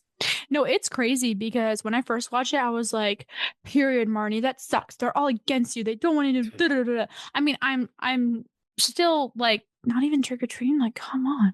But like I remember being like, yeah. And then I watched it when I was older, and then I was like, okay, shut up. I was like, you are such a brat. Yeah. But like It's like Raven and Cheetah Girls 1. the late 90s bangs were in full effect though. So Mm-hmm. Halloween is cool. yeah, that's like the one part I knew of this movie. My third spur of the moment thought was her brother Dylan is a very strong parallel to the character Tim in Jurassic Park, where he's book smart for the most part and like kind of nerdy, but knows how to talk back when he has to. I kind of support him for that, where he's like, he's not afraid to tell Marnie she's being crazy. And I'm like, True. you tell her, Dylan. You tell her, because she is being crazy. She's mean. He's definitely at her level. Like, Yeah. And, like, Sophie's the odd one out because she's the youngest. But yeah, like Marnie's like, oh my god, I'm gonna complain. He's like, girl, why are you complaining? And then we got Sophie, give me cookie. Dylan really fucks things up later on in the franchise, so I actually don't love Dylan. Marnie gets better. Literally, Marnie after this movie is fine and is justified, but Dylan really annoys me, and we'll talk about it later. dang. Well, we'll talk about it another time. And my last thought, which was the costume and makeup budget question mark thing. Mhm. the add-on to that is I was at like the last 15 minutes when Calabar is doing like his big monologue. You sly dog! You got me monologuing! And like all of the townspeople are in the town square with all the costumes and makeup and everything. Freddie walked in the room, not knowing what I was watching, looked at the screen and said, "Nightmares," and then walked out. Yeah, some of the stuff was scary. Like I can't He was like just talk like, about it. what the hell is that? And I was like, this is Halloween Town. And he was like, nope. According to Google, total film budget was $4 million. That's Wow. it? Oh, it probably went a long way back then, but you got to consider inflation. What is that now? 1998, if I purchased an item for $4 million, then in 2025, that item would cost $7.9 million, Wow. which isn't that big of a change when you think of how low budget that is. Well, if you think of it like place-wise, they don't go a lot of places in the movie. Like they go at the house in the Yeah. beginning, and then it's just all Halloween Town from there, really. And even then, Halloween Town is like 4 set pieces. Yeah, especially for the second one. The second one takes place in 3 places. It takes place in Halloween Town, someone's house party, and then a school dance party, and that's it. Yeah, So- that explains the small budget. Yeah. So I'll do my top 5 characters and then my star rating. Okay, cool. Let's go. All right. So, favorite characters. Number 5, Marnie. She's rude, but she's kind of pivotal to the story, so I give her that. Number 4, Dylan. Book smart, not afraid to tell his sister she's a freak, which I also respect because Dylan is honest and cool about it. Mhm. Number 3, Benny, the skeleton cab driver. Even if he was possessed at the second time you meet him, he's like, He gets "Get in so the car." he gets so sassy. In the second one, spoiler alert, he turns human. Is he cool or is he like a mean person? No, well, because of the way that the second one works, everyone in Halloween Town turns boring. So he's a boring guy. He's not But you a really feel for wisecracking him. cab driver anymore. No. Dang. I do think it's funny that Sophie's like, I found a dog. Go chase the cab driver. When he's possessed. And he's like, not the dog. So And like, it's not even anyone's dog. She's like, a dog. Yeah, she's literally me. She's like, what? Number 2, Aggie, the grandma. She was trying to give these kids culture instead of them being cooped up by their mother, who converted to the human world and decided that these children deserve boring lives, even if Marnie is the one that deserves it because she's mean and a bad person. And last but not least, number 1, Sophie. Sophie stays winning in this movie. She loves cookies. She loves chowder. She has powers, uses them to a better extent than Marnie does, and she doesn't. That's awesome. She doesn't take all the credit. She's just like, I did that. She's not like, look what I did. Look what I did. Yeah. Like Marnie is. She's like, I'm a witch. I can do all this. Yeah, she's just like, okay. Yeah. Queen. Oh my gosh, Mike.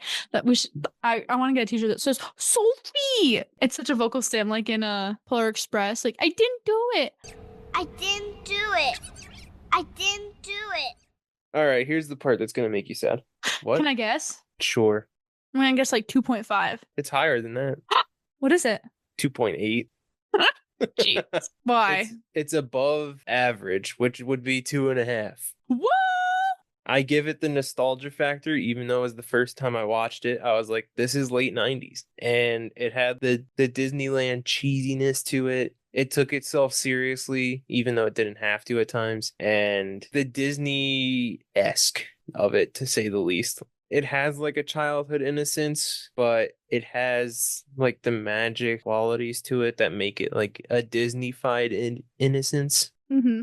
And it kind of gives it that charm, even if you hate the main character. And like all the side characters and everything. Yeah. Yeah. And like, I don't even want to talk about Luke because he had like 6 lines and he just switched as soon as he saw trouble. He was like, I'm a good guy now. And you're like, shut up, Luke. That was weird. Well, we'll see him in the second movie.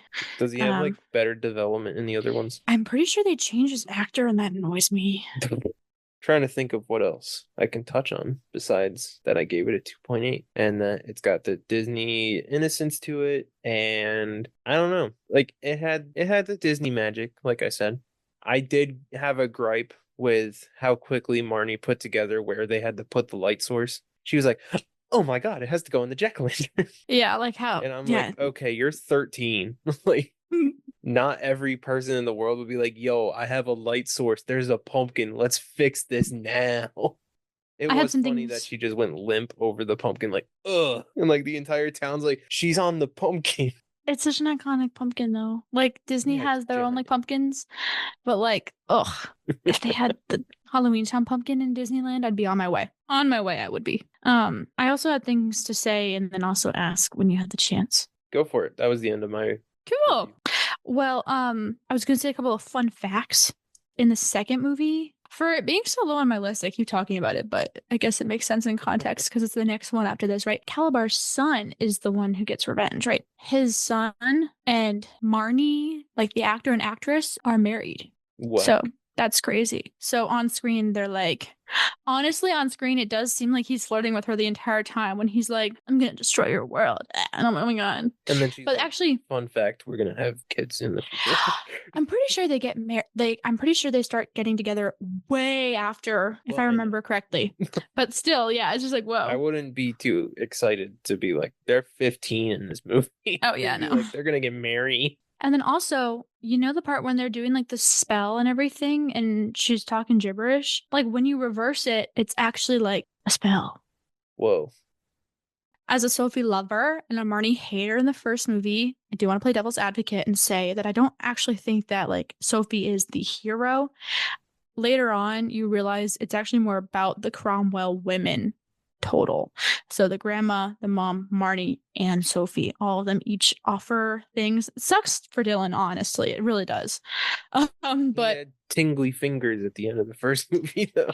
yeah, I think he gets some powers, but like Sophie is going to become pretty powerful as well.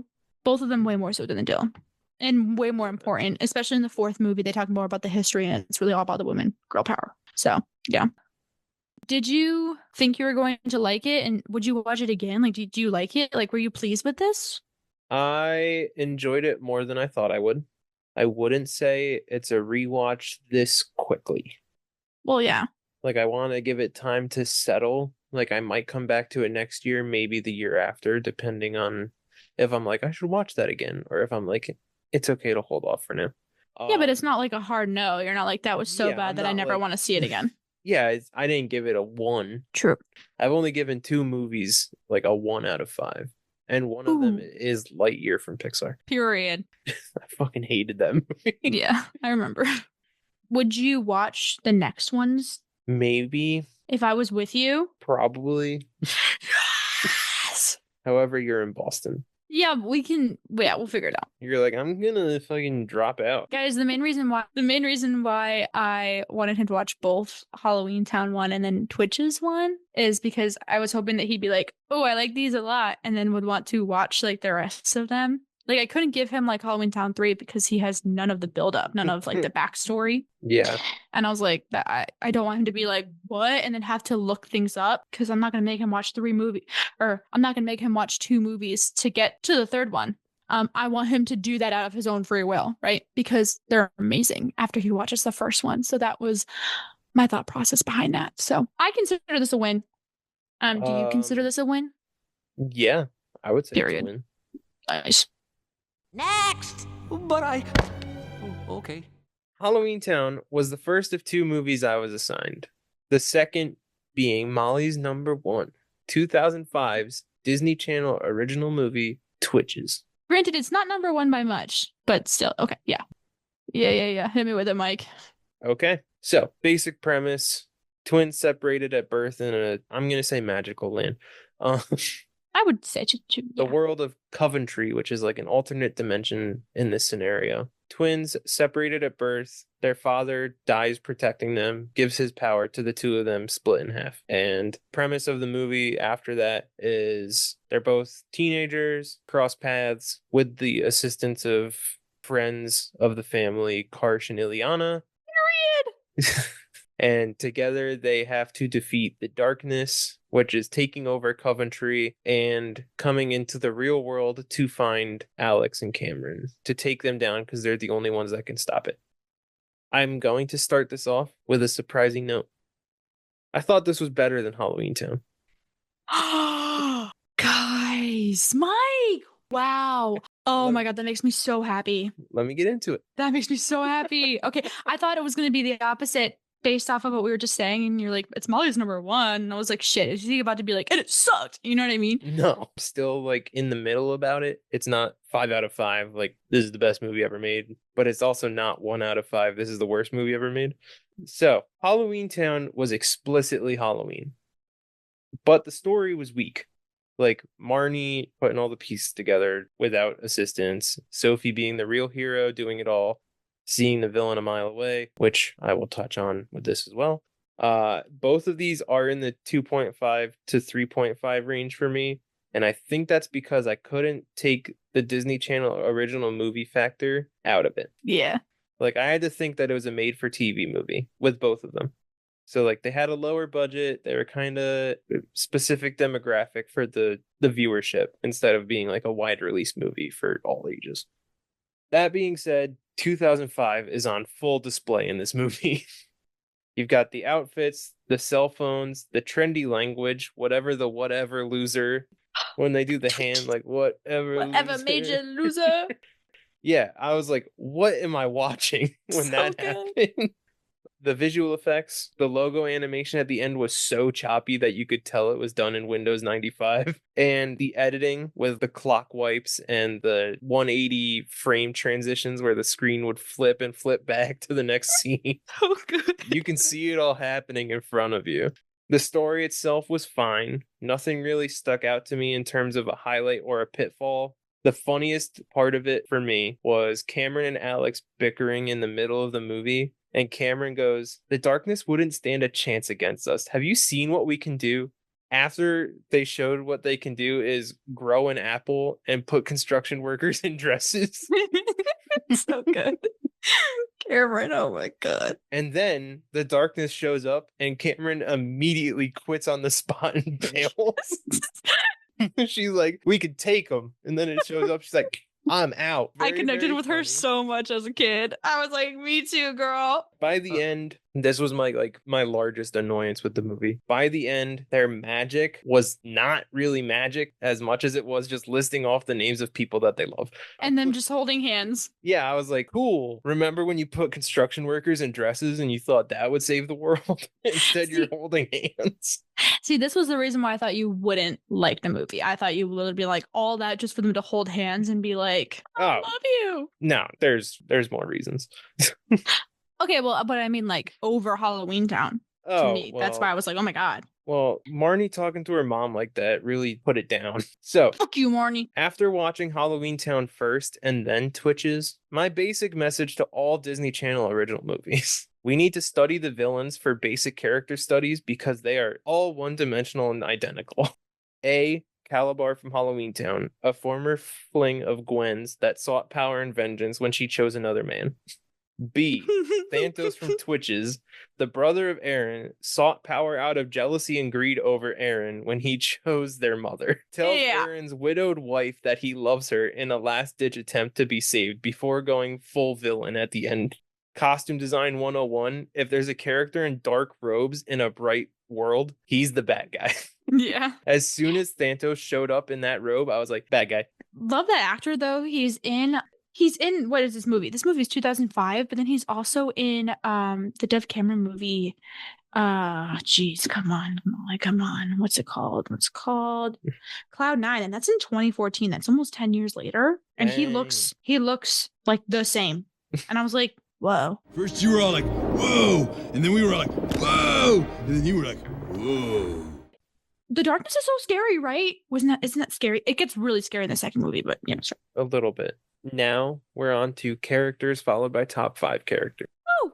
So, characters overall. Individually, they were fun to analyze. Out the gates, the first character I made note of was Artemis/Alex's sister, Nicole, at the very beginning. And the reason I did this is because, although she's 10 years old, not even, she needs her taste buds checked. Let her live. Let me explain for those that don't know. As nice as a sister as Nicole is making her sister Alex a birthday cake, this birthday cake looked and sounded horrendous. Yeah. It was strawberry yogurt Cheerios, and candy corn. That's not that bad. That is vile. I'm gonna make that one day and I'm gonna eat it. Without and you're the gonna. candy corn, passable. I would enjoy it without the candy corn. Do you just not like candy corn? I despise candy corn. Well, It tastes that's like the problem. plastic. That's the The problem. way they showed it in the movie as well, though, I was like, ugh. I was like, it is 7 a.m., girl. Put that away. True, yeah, it's like Sugar Central. She said that that's what she likes, right? She was like, thank you. Yeah, So, I guess. But props for knowing what her sister likes. following that, Cameron's dad, King. he needs to pick up a better hobby than tennis because this dude fell 6 times within a 3-minute scene. It's so good. He's hilarious. He just fumbles Stiltskin over here. It was so quiet, rainy day at work. I was like, I'm Yeah. going to watch this, get ready for the podcast. I wanted to start a tally of how many times this dude tripped because I was like, first he runs into the fence chasing the ball. Then 2 or 3 side steps on the court during the game with Cameron. He falls.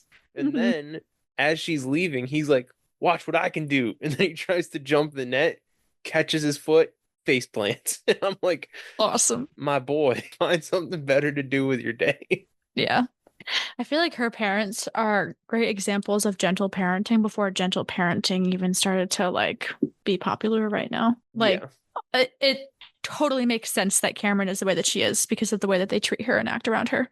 Yeah, they But- don't treat her like a child. They treat her like an equal. Are we talking about the same family? For the most part, they're protective of her, but they're not like Gwen in Halloween Town. I don't think Gwen is a gentle I'm parent. saying they're better parents than Gwen. In terms of a parenting style that I would aspire to be, I would lean towards their parenting style than the one in Halloween Town.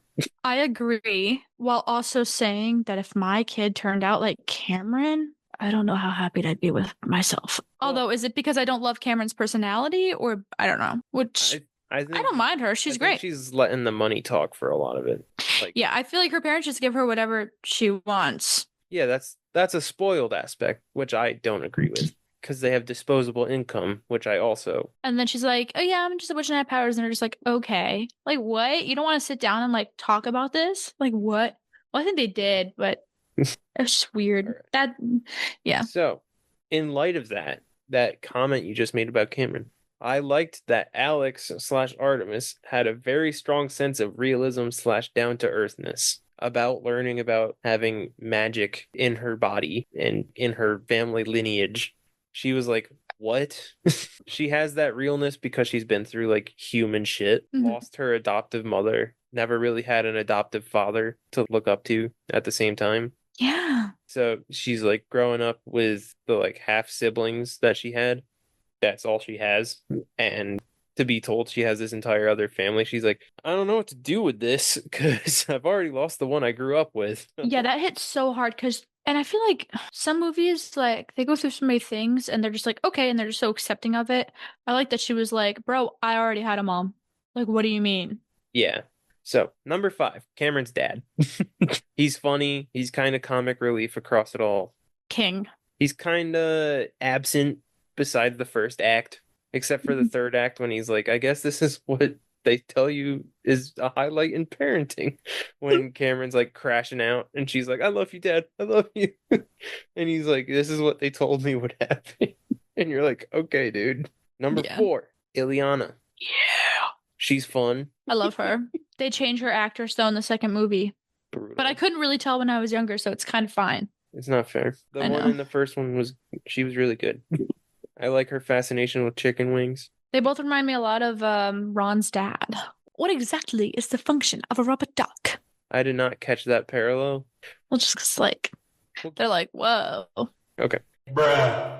Number 3, Cameron. Period. She's kind of pivotal. But Lovely. she's not as good as Alex, who is my number 2. Mhm. And my number 1, who stays goated the entire movie, Karsh. Yes. I was like, oh, he split them up. who split him up. I was like, it's either because he hates Karsh or because he loves him, and he is in the second movie as well as same actor too. Good. So good. I feel like the sisters balance each other out. I feel like Ileana and Karsh balance each other out. She says something and he's like, huh? Or like That's why I love him. yeah. He's the Dylan to her Marnie. Except Ileana is way better than Marnie. Well, yeah, obviously. Sorry for the Marnie slander. I put for Karsh. That dude has no time for anyone's bullshit, and he's a realist. When he and Ileana are sitting at the table together at the birthday party at the end, and he's like, "Can I please just enjoy my cake?" And he's like, "I'm just saying we should consider a more affordable dimension." When Ileana's talking about living together, also the fact that they address that they're an on and off thing over the years. Yeah. Which for kids, they wouldn't understand. Yeah. And then as you're older, you're like, okay. Yeah, it's just funny. But I do like Karsh's impatience, where he's just like, I gave him 13 years. We need to do this. Yeah. Why would you do that? You just double dipped. We are not staying in this dimension. This dimension has chicken wings. Yes, but it is too expensive. Chicken wings are only 10 cents a wing on Wednesday. Can I just have my cake, please? I like the 2005 aspect with all the flip phones and the whatever loser and the sports that part- cars. the silver Porsche. How do you feel about the way that they met? I thought it was really clever with the number of times they crossed paths until they met. Yeah. Like the time she was on the bus, I was like, look who's driving the car. Please look at who's driving the car. And then they bump into each other like 3 times in the clothing store. And I'm like, what are we doing? What's crazy to me actually is literally like the lead up. Like, how does Alex get that job so fast? She's like, please, I love your shoes. And then she suddenly got a job. Yeah. I was like, dang. I do want to mention something Mike hasn't said yet, that if you haven't seen this movie or know what we're talking about, the sisters are played by Tia and Tamara Mowry, and they're in the show Sister Sister, and they're lovely. They're great. I don't actually know if they're like speaking to each other right now. There's some like tea with them, but I'm choosing to, when I think about them, I only choose to think of them as the sisters from Twitches. And I think they both are so great as their characters. Tamara slays as Cameron. Like, she makes me like love her, like ditzy, like so good. So I had to mention that. My last comment, which was not in my review, but I remembered it thinking about how they met. The lady that works at the fashion store that like gets into it with Alex, she's a single woman, and I know it. The way she talks, and she's like, excuse me. I'm like, oh my God. Yeah. She's just and like the look in her eyes, I'm like, she's a psycho. But how do you think about their mom? Oh, is it bad that I forget her name? No, I did too. Miranda. Yeah. It's weird that her name is Miranda when Coventry, you guys, is basically just like a gigantic castle. Honestly, have you seen any Barbie movie with a gigantic castle? It's just like that. There's not even like a town surrounding it. Like, there's apparently a town surrounding it, but there's not really. Like, the town is in the castle, and then it's just like hills, and that's it. Like, that's all you know of this place. Yeah. So it's just really interesting, and like it's like dresses and servants and marble floors, and her name is Miranda. Yeah. Which I find interesting.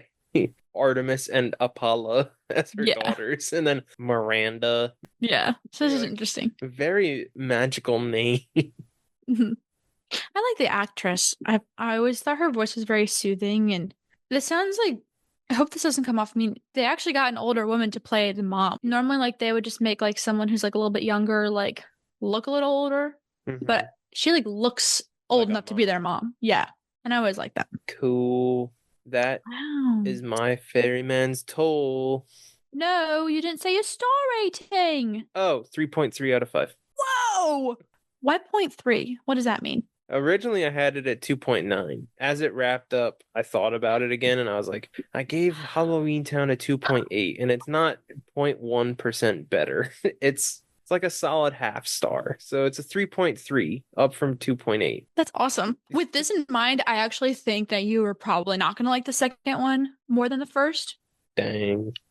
But I mean, we're still going to watch it. So, because like the second one is basically just like the same thing over again. Why would I? Okay. Let's not get into it. There's boys and better quality. And Alex had sick fits in the first one. I like the star and moon type of situation, and the fact that like they can like see each other in their dreams, and they have like their necklaces. I'm like, this is so cute. And then they like draw and they have visions. I'm like, aw. The darkness was not Wow. that scary, but whatever. The darkness is so scary. It gets a little bit more scary in the second one because like you go to different parts of the castle and you're like, dungeon. Okay. I promise. Actually, oh my god, wait, no, something major happens in the second one, so it's not entirely like the first one. It's worth it. It's worth it. I'm not. That's all I'm saying. Okay. Gotta give you some sort of like cliffhanger. Come on. Yeah. All right, guys. That was my 2 reviews for Halloween Town and Twitches. Thank you, Molly, for the 2 movies. Thank you. They were higher than she expected. And that was my official Ferryman's Toll for the Halloween special. And now it is time for Molly's.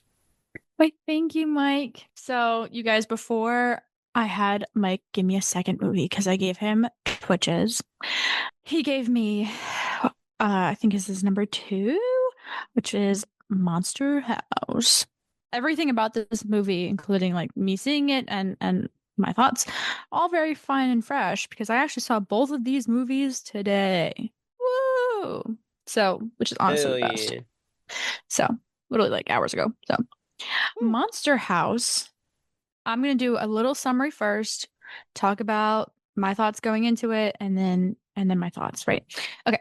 So, Monster House came out in 2006. It is apparently a supernatural horror comedy film. I don't know anything about the people that did it other than the guy that did the music, which is very good, actually. Also did Barbie, Mariposa, and the Fairy Princess in 2013. So, thank you so much, Douglas. We love you. Anyway, so this movie is about, it's like this one kid and then his other friend, and then they meet a new friend. That kind of happens, right? Yeah, and actually, oddly stacked cast. Like, I know a bunch of these people without realizing it, especially because the dude that plays the main character, DJ, is played by Mitchell Musso. But if this came out in 2006, how old is Mitchell Musso now? Mitchell Musso now is 34. Yeah, so he was baby. And yeah, but no, you cannot tell. You cannot tell. I wonder if he changed his voice for it because, yeah, I wonder where this was in between Hannah Montana stuff. But anyway, yeah, like Kevin James is in it. Nick Cannon. Maggie Gyllenhaal. How do you pronounce his last name? Steve, was it Buscemi? Buscemi? And dude, the dad is played by your boy from WALL-E. The guy who's like, the earth is uninhabitable. His name is Fred Willard. Yeah. Catherine O'Hara's in it, apparently. Oh, yeah, as the mom. Yeah, so it's just like oddly stacked, but you really can't tell. Like, I could not tell it was Kevin James until the after/middle credit scene. I was like, wait a second, that's freaking Paul Blart. The type of girl you want to chew all of my bubble gum.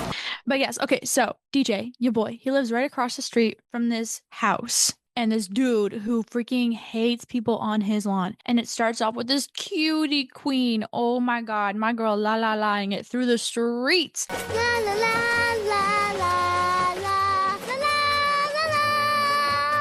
Who accidentally, something happens with her bike and she gets a sliver onto his lawn. And then he freaks the fuck out. And he's scary as fuck. I don't know about you guys, but one of the first things, fun fact, one of the first things I notice about people are their teeth. And I am the way that I am. And his teeth, first of all, he was missing some. I literally was like, I have to look away. Like, I was like, I hate you. And then he was also like dirty all the time and just negative and mean. And he was like, get out. But like, after seeing it, I get it. Like, and he was like, you want to die? Like, do you want to be eaten alive? Get out of here! Get off my property. I was like, oh my gosh. So, and I guess your boy DJ just like has been watching this. My poor queen gets her bike stolen from this guy. He literally breaks it in half and then she runs away. I'm like, what? Dude, I was like jaw dropped and it was like 5 minutes in. I was like, this poor queen. Oh my god. She was British actually because I was like, oh my god. She was like, my trolley. I was like, oh fuck. Oh my god, get it back. Anyway. So basically DJ's like looking, parents are like, gotta go on the week of Halloween weekend. And I guess I didn't pick up that they were going to a dentist convention that got back the night of Halloween. That's just weird, but I know it's probably for plot convenience. DJ's an only child, but he has a friend named Chowder, fucking little bitch Chowder. He's the And best. Mike, we're gonna have to agree to disagree on that one. Oh my god, he's so And funny. so Bro comes over a lot. Like, I get it, he was there for comedic relief, I get it, but not a good friend. We meet him, and then at some point we meet Jenny, who is a queen from a prep school who's selling candy before Halloween. And she meets them, and she ends up, having issues with the house. So basically, if you step on the property of this house, the house is gonna like try to kill you, or to suck you in, or to take your items, or to kick you out. Yeah, and you have no idea why. And it's the house. It's the house that's doing this. You find that out, right? Also, in the beginning of the movie, kind of starts the whole thing. You think that like the house kills like the owner of said house, which I guess I didn't say his name. The guy with the weird teeth. His name is Nevercracker. We all think that he dies. So basically the house is abandoned. So parents aren't home.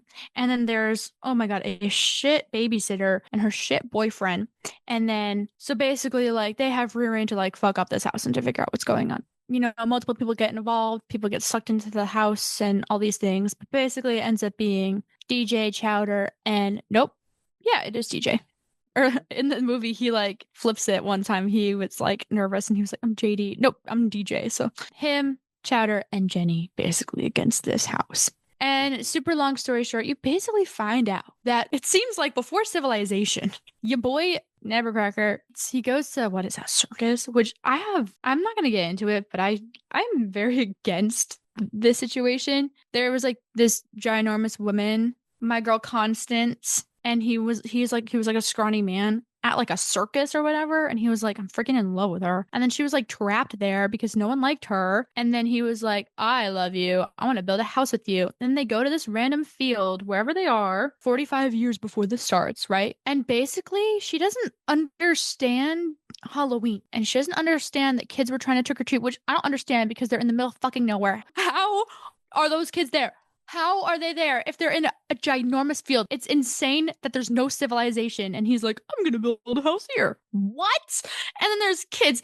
And then she's like, who are they? Oh my God, they're in my house. They're in my house. The house is not even finished yet. The house is not even made yet. And she's like freaking out. So what is that about? They never really tell you. And then he's like, it's fine. And then she basically freaks out and something happens and he like passes out. I think she like punches him or something. And she falls into a pit of wet cement. Thank you. And dies and haunts the house. And so anytime, not specifically Halloween, anytime people get close to the house, like mailmen or people, soliciting or anything like that, the house kicks it out. And so you find out that instead of people trying to figure this out, that this house is doing this in order to shield people from that realization, he acts like he hates people on his property so that they don't find this out. And so he's actually not a bad guy, but they go through a lot of weird things. And then the house just tries to kill them, take them. Well, you thought that when the house sucked people in, they killed them, but they never actually did kill them. You find that out later. So they just would have been trapped there, I guess. That dog never came back. Yeah, he did. Came back in the end credit scene. Dang. Yeah, I'll talk about it. Don't you worry. So they basically like explode the house, but it's really cute because it releases her ghost. And explode the house twice. Yeah, and her ghost is free, and then now they're also free from this type of situation, and he can start anew. And it's really cute actually because at the end they give, because it's on Halloween night, so technically there's flashbacks and everything. Which not even Halloween Town 2 has flashbacks. It's just straight through. It all happens on Halloween night. So, and they give the kids back the items that they lost that the house stole. And then during the end credits, because I was like, wait, are these people like dead? I find it funny. It took in 2 police officers, but I wrote down in my notes, like, what happened to the dog? Like, I only cared about the dog that it took. But in the end credits, it shows all the other people were fine. So no one actually died, really, other than her and the cement, right? Yeah. So also what I meant by they built this house in the middle of nowhere, and then 45 years later is this movie, and there's whole neighborhoods, which leads me to my first thing, which is how is no one else seeing this? Only he across the street. There's houses on either side and on either side of his house, and none of them are seeing any of this go down. I was like, what? So that was crazy. We'll do some character stuff. I thought DJ was a cutie guy. He was just like, I want to figure this out, and period. And Chowder's one of those like the funniest thing he said, what was it? He saw that, so both of them were starting to hit on Jenny, as 13-year-old boys do if they're 13, and a new lady comes into their lives, and he was like, he finished talking to his dad on the phone, but they didn't know that, so he like paused, and then he was like being terrible to his dad, and then he turned to DJ and was like, DJ, do you have a beer? And this is a kid, and he was like, oop, I like didn't see you there, and then she was just like, I knew that she was not going to obviously choose him. Not that she has to choose anyone, but I knew that that was not going to work for her. And like eventually, like she like smooched him at the end. It was like so cute. So Jenny and DJ, not Chowder. So that was really funny. I do want to add my favorite Chowder line. I paid $28 for that ball. Thank you. Okay, so I'm actually gonna, guys. I actually didn't take too many notes. I mean, I did, but I didn't. So I'm gonna just go through my notes, and then I'll do. I guess we'll do a top 5 character ranking. That's cute. And then I'll do my star rating. My first one was my British queen hit us with those la-las. She was so cute. And I, all caps, not her trolley, you bitch. She was like, my trolley. I thought it was weird. The parents, when they left, like the dad, like the mom was like, just say that you love them. And he like couldn't. And I was like, this is like the dad from the B movie. Like that's exactly what that reminded me. Like, he's not even a dad in the B movie. Like that one dude, you all know who I'm talking about. Fine. Talking bees, no yogurt night. My nerves are fried from riding on this emotional roller coaster. He reminded me of him. I was like, shut up. Love your kid? What? Going to a freaking dental convention. Sorry to all those dentists out there. We love you. And there was a lot more, like, okay, so the music was really great. There was a lot more silence in it. And I saw some of these clips before. And it makes for a very memeable movie is what I'm trying to say. Because, like, there's some weird sound effects in dead silence, and you're just like, what? And then I wrote, who pays $28 for a ball? Chowder apparently saved up some money, tried getting his parents to give him $1 every day to get a $28 ball that he loses. What type of friend, knowing that his friend is very afraid of going where that ball has landed up? The ball lands up in the freaking lawn, and DJ has to go get it. And the worst part is when he goes to get it, and your boy comes out and is like, get off my lawn. Instead of getting help, Chowder is just like standing there, just watching this go down. He doesn't go. I think he says help, but he also doesn't go to help. No, he is not a good friend. He is funny and comedic relief, not a good friend. I was like, what? Yeah, the context of the $28 is so funny. I paid $28 for that ball. I ran 10 yards and asked my mom for $1 26 times. I never worked that hard in my life. That boy mowed 10 lawns for $2. I thought they seemed a lot older for their ages as well because of the way that, like, how do you fucking know what beer was? Like, I had no idea what beer was when I was freaking 13. I know that's silly for some people, but yeah. And then also when Nebercracker, when he was yelling at DJ for trying to get the ball, and he was, do you want to die? And DJ was like, no, I love life. I'm like, period, to be so in tune with yourself. He was like, I love life. I'm like, let's go. I wrote him, Nebercracker supposedly dying on him in the beginning of the movie. I said, will scar me for life because I hated him. But now I like him because I know the truth, right? And the babysitter was like so late because she missed him dying and DJ thinking that he saw death and all these things. And also, I hate, guys, the babysitter. Her name is Elizabeth, but she goes by Z for sure. And her boyfriend is the villain of the movie. I hate him. He went up to DJ's stuffed animal and just started like very easily pulling out stuffing. I was like, get your fucking filthy hands off of him. And he was like, that's so funny. He's like, I'm just such a comedian. I was like, what? Thank God Z dumped his ass later and he almost like died in the house. But he was the only one where I was like, dang it, you're still alive. Like, what? His mention when Jenny comes to the door and Z is like, if a guy at the drive-thru window asks for your number, just take your burger and go. Yeah. Yeah. There are so many good one-liners too. And it was really cute when like they were running away from the house at some point, because they're always running away from the house, right? And I think it was Chowder. He was like, oh no, one of them was like, don't look back. And then he was like, I looked back. Oh, that was when they first got scared by the house, yeah. Yeah. I like when Chowder closes the fence when they're running away from the house towards the end. He's like, I'm trying to slow it down. My favorite Jenny quote. Are you guys mentally challenged? If you are, I'm certified to teach you baseball. As if that's gonna fix their problems. Also, Also, we're going to go back to this. How does no one hear them yelling or screaming or people getting sucked in? I just don't understand. I like how this turned into me doing quotes and I'm just reading off my notes, but it's fine. I know you guys are like fine with this. I just don't understand. And then at some point, they're bringing someone else new into this, which he doesn't really help anyway. This dude that games a lot and he's like a legend and his name is Skull. And he really reminds me of that one guy from Megamind. A lot of their animation looks a lot like Megamind animation. And I guess I did want to talk about the animation is it was much better than I thought it was going to be, like the look wise and the quality, but I didn't love their face shapes or things like that. Those types of face shapes, if that makes sense, like that type of vibe kind of like freaked me out. So that was like the only thing, like the quality of the animation was better than expected and everything. So that was cool. Yeah, do you know how Nevercracker suddenly had explosives? Like at the very end, Bro comes back from the hospital because he didn't die. They already like went inside the house and like fucked shit up. And so like the house is about to like freaking literally, guys, the house will like stands up and starts like running after them. Like that's like scary as fuck. And Nevercracker was like, we just got to explode it. And then he just like takes explosives out of his cast or his like sling. I'm like, how did you just have that? I don't know if I missed it. Also, like Jenny throws DJ an explosive while he's mid-air, like mid-trapeze swing, and he catches it. That was amazing. And the funniest thing about all of this is like, I don't know anything about DJ other than he likes his house.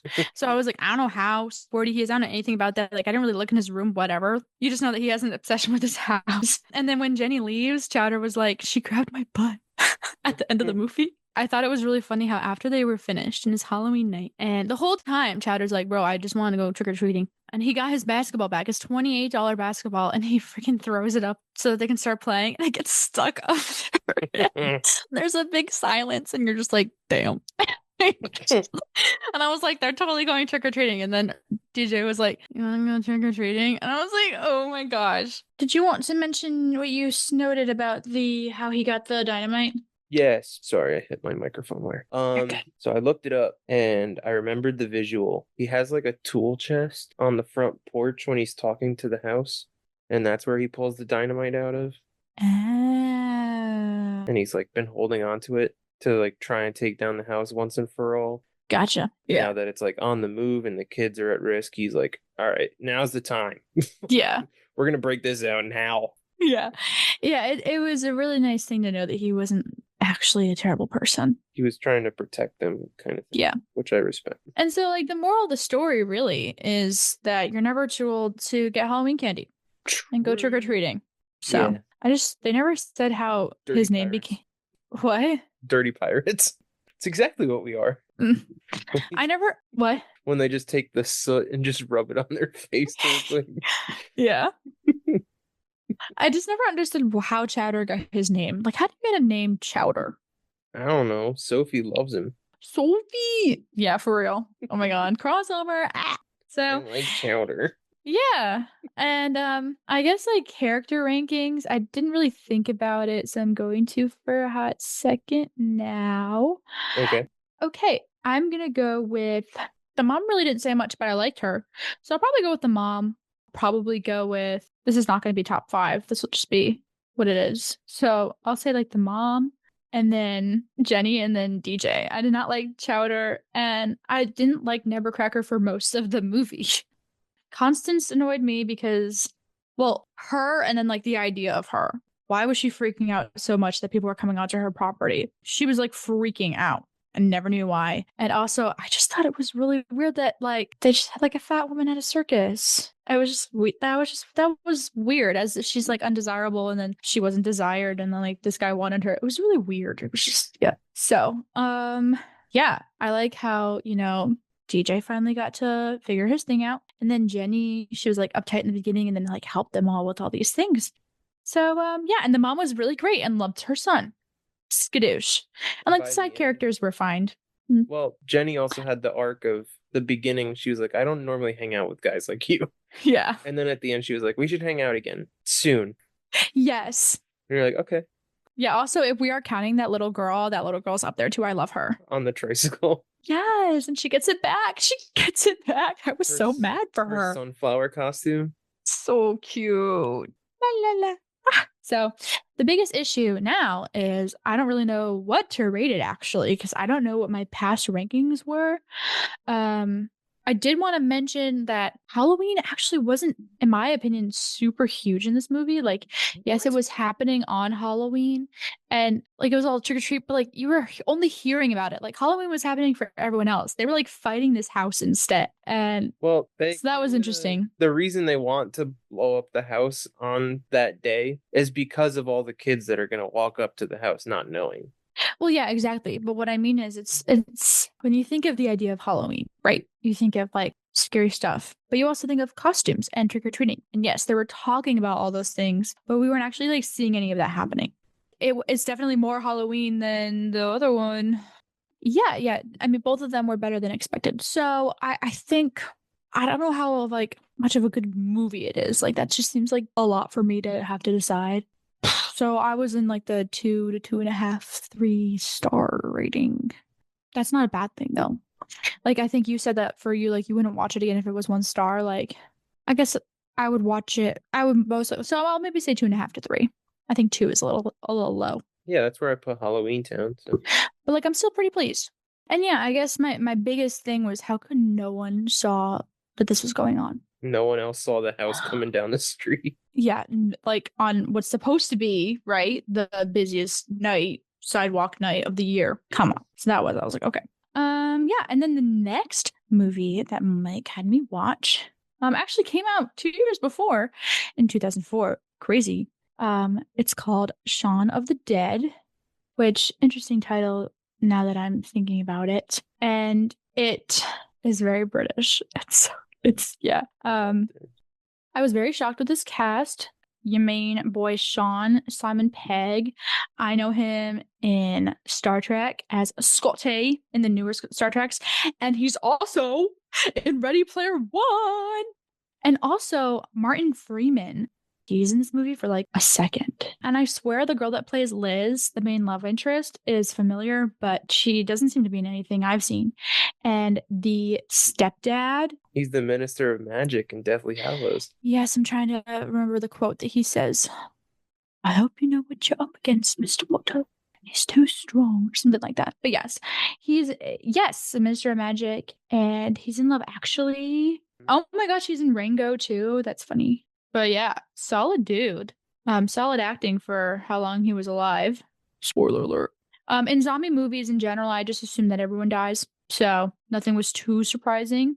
Basically, to set the scene, your boy Sean, he's a boring ass dude.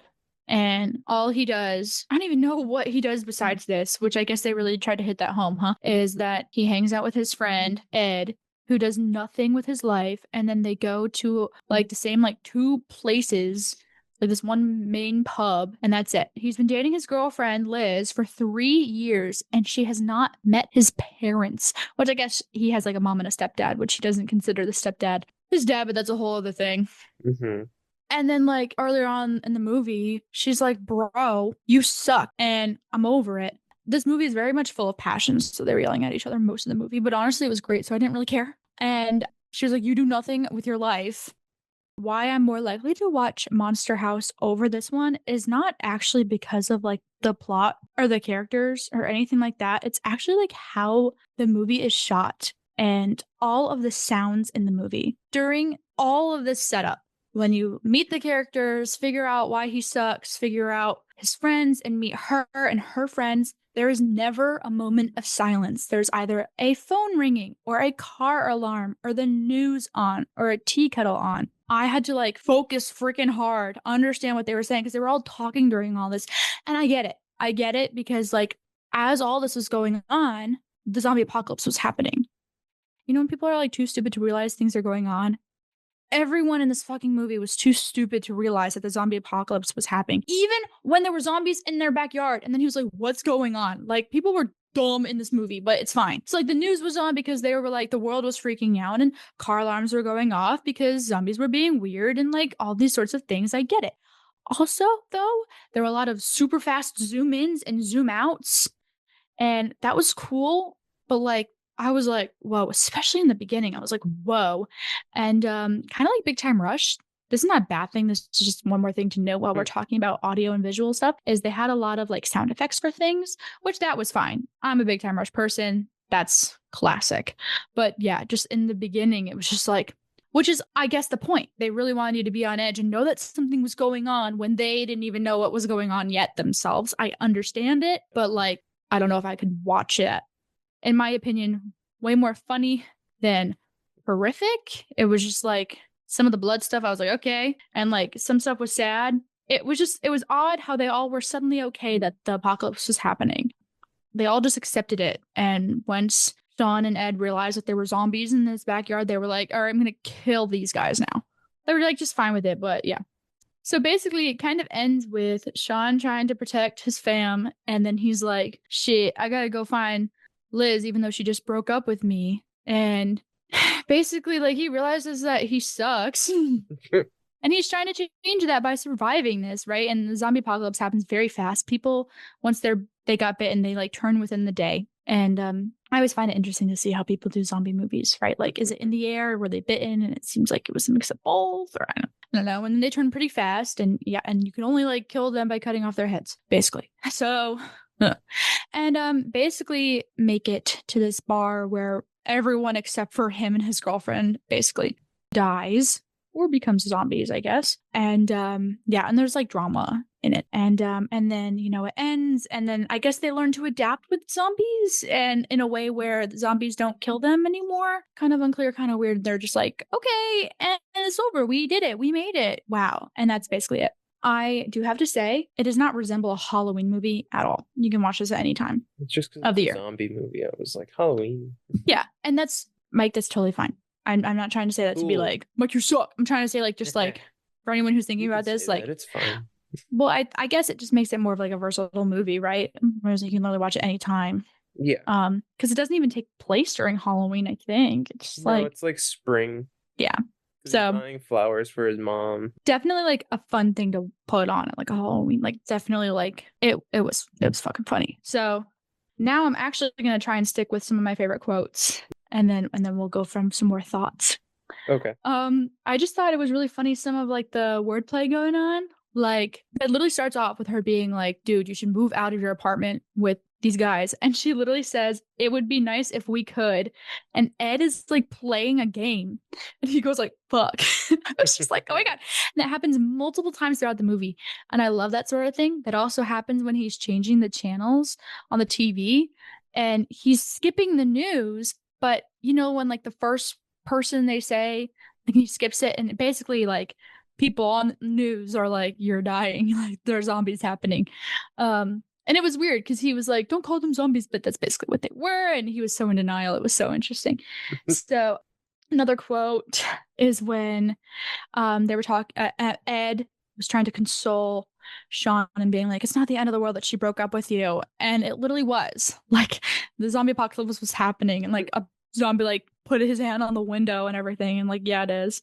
And this is a similar vibe to the Way Way Back comedy, where, you know, one of our favorite quotes is when you know, your boy has to go and take away the dancer's cardboard, and Owen and Roddy are like talking, and Owen's like, any juking bucking, and then he's like, Roddy like goes off about, you know, earlier on in the movie, Ed and Sean are blasting music, and their third roommate, he's like, turn that off, like turn that hip hop off, or turn that, like, yeah. Then Ed's like, it's not hip hop, it's electro, prick. I was like, get him, like, like so stupid. Towards the end, when they're trying to get to the bar and Sean's trying to show them the way, and so Liz is friends with two people. One of them who she only shines at the end. What's her name? Yvonne, and then David, fucking bitch, which I totally understand. David basically has a crush on Liz. I can't tell if he's dating Yvonne or not, but Yvonne knows it. So No, if she's they're still kinda dating like, him, they're kind of like theater friends, yeah. not a thing. And David is fully in the right. Sean was doing nothing with his life. And so he basically was just mad at Sean and was like, why is he going to try and help us? He was totally in the right. Sean's trying to lead the way to the bar, and he goes, "What's the matter, David? Never taken a shortcut before?" And he tries jumping over a fence and then like absolutely eats shit. It's so fucking funny. He like tries to be cool and then he does that. So yes, some standout scenes I gotta say is the "Don't Stop Me Now" scene when they're trying to fight some zombies in the bar and they're like hitting them in beats of the lyrics and of the song. I love that. I definitely appreciate that. Yeah, double queen because also they use for the end credits too. And the movie reminded me a lot of it's really actually odd that I'm saying this because it reminds me too of my favorite movies right now, but I probably won't watch this again for a while, or I'll probably only show it to people in a group setting. So I feel weird saying this after the fact, but it's true.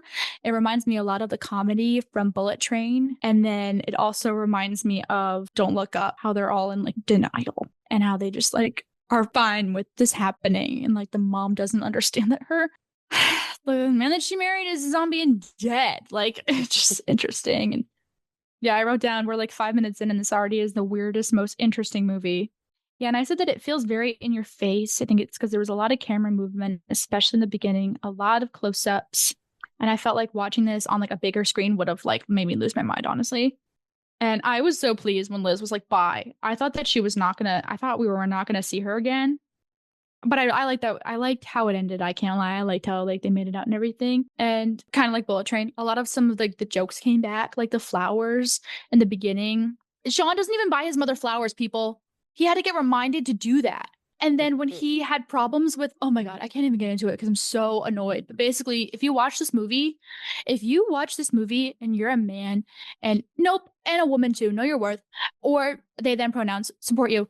If you are anyone and you watch this movie and you are wondering why Liz broke up with him in the beginning, you need to get help because she needed to break up with him. That was insane. Insane. And that's all I'm going to really say because I'm going to get annoyed on her behalf. But, and the worst part is that he doesn't get much better. He just survives. And then it's fine. I did think it was weird how Ed, I kind of would have rather have him die than become a zombie. At the end of the movie, like I said earlier, they kind of adapt to zombies so that they don't kill you. I don't know how that happened. Oh, I guess I never said the way that they survived. Everyone basically dies in the bar. Ed gets bit and they leave him in the basement. And they were planning on, they as in Sean and Liz, plan on getting out and fighting, even though they are going to die. And then suddenly, like, some people come in and help. You meet them earlier. It's really not a big deal, but they come back to save them. The army. Yeah. And Liz and Sean are not turned into zombies and everyone is dead, but Ed is a zombie that's living. And I guess in their new house or whatever they're living in, they still have Ed, but as a zombie, and Sean will play video games with him. And that's cute that he still has his bestie to do that with. And I do like the idea of like a metaphorical zombie. Like in the beginning of the movie, Ed and Sean were sitting on the couch. They do the same thing. They do nothing. They're basically zombies in that regard already. So he looked just so, like zombies, they don't seem happy and he seemed in pain and they were playing video games. And I was like, I would just rather have him be dead than a zombie. Mike, if the zombie apocalypse happens, just fucking kill me. I always say, if that happens, I'm freaking killing myself because I'm not going to live seeing all my family like that. And ain't no way am I giving zombies the satisfaction of eating me or turning me into one of them. No way. Mm-mm. Yeah, and I guess star rating. I have to say, it was better than I thought it would be, but I do think that my reasons for not liking it are not that bad. As someone who has like a mild headache condition, it makes sense why I don't like it. You know what I mean? Some of it, if I rated Monster House a 2.5, I kind of want to rate it the same thing, but for different reasons, but that's stupid. Oh no, her name wasn't Yvonne, it was Diane. The other friend, her name was Diane, not Yvonne. Dang. I don't know. Mike, what would you do if you were me? What do you rank these movies, Mike? Let me ask that. I give both of them 4. Really? I love both of these movies. Wow. That's not a bad thing. I fully support you. I totally get it. Honestly, I don't understand why either of these movies are not more mainstream than they are. More popular than they are, definitely. So I don't feel bad saying 2.5 to 3. Yeah, it's what I gave both of the movies. I gave Twitch's 3.3 as a shock. I guess kind of like what you said one time. You were talking about one movie where you were like, at its best it's a 3 and at its worst it's like a 2.5. So that's what I'm gonna say. Like at their best, like if I'm like really hyping its people, I'll probably be like it's a 3. And if I'm like, all right, let's actually like try and be critical of it, I'll be like, okay, it's a 2.5. Do you have any questions for me, Mike? Do you have any thoughts? Let's chat. So one of the first quotes that stands out to me when they're going through the vinyl collection, when they're first encountering zombies, going down the list of albums, they get to the Batman soundtrack and they're like, throw it. They're just like, yeah, that one sucked. And then when they have to take Pete's car, Pete, oh, I prick. The verbiage, the English verbiage was just so good. I find it interesting how like if there's a busy tone on the phone, they're like, she's engaged, like they're engaged. And I think at one point, doesn't Ed go like that fast? Like, because it was Liz like the day after they broke up and he was like, that fast? Like she's already engaged to someone else, but he's also British. He also knew what that meant, right? So the Don't Stop Me Now segment, I knew you would enjoy. As soon as it started, I was like, I know exactly why Mike gave me this movie. The part that makes me laugh the most is when it gets to the slower part and they like throw the darts and it hits him in the head. Yeah, but very interesting. And then like the alcohol and the fire all over the bar. Yeah. Very interesting way to fight and write out a zombie apocalypse, for real. It was because it's like the one place they knew best in town. They were like, we have the defense. They have big door. Yeah.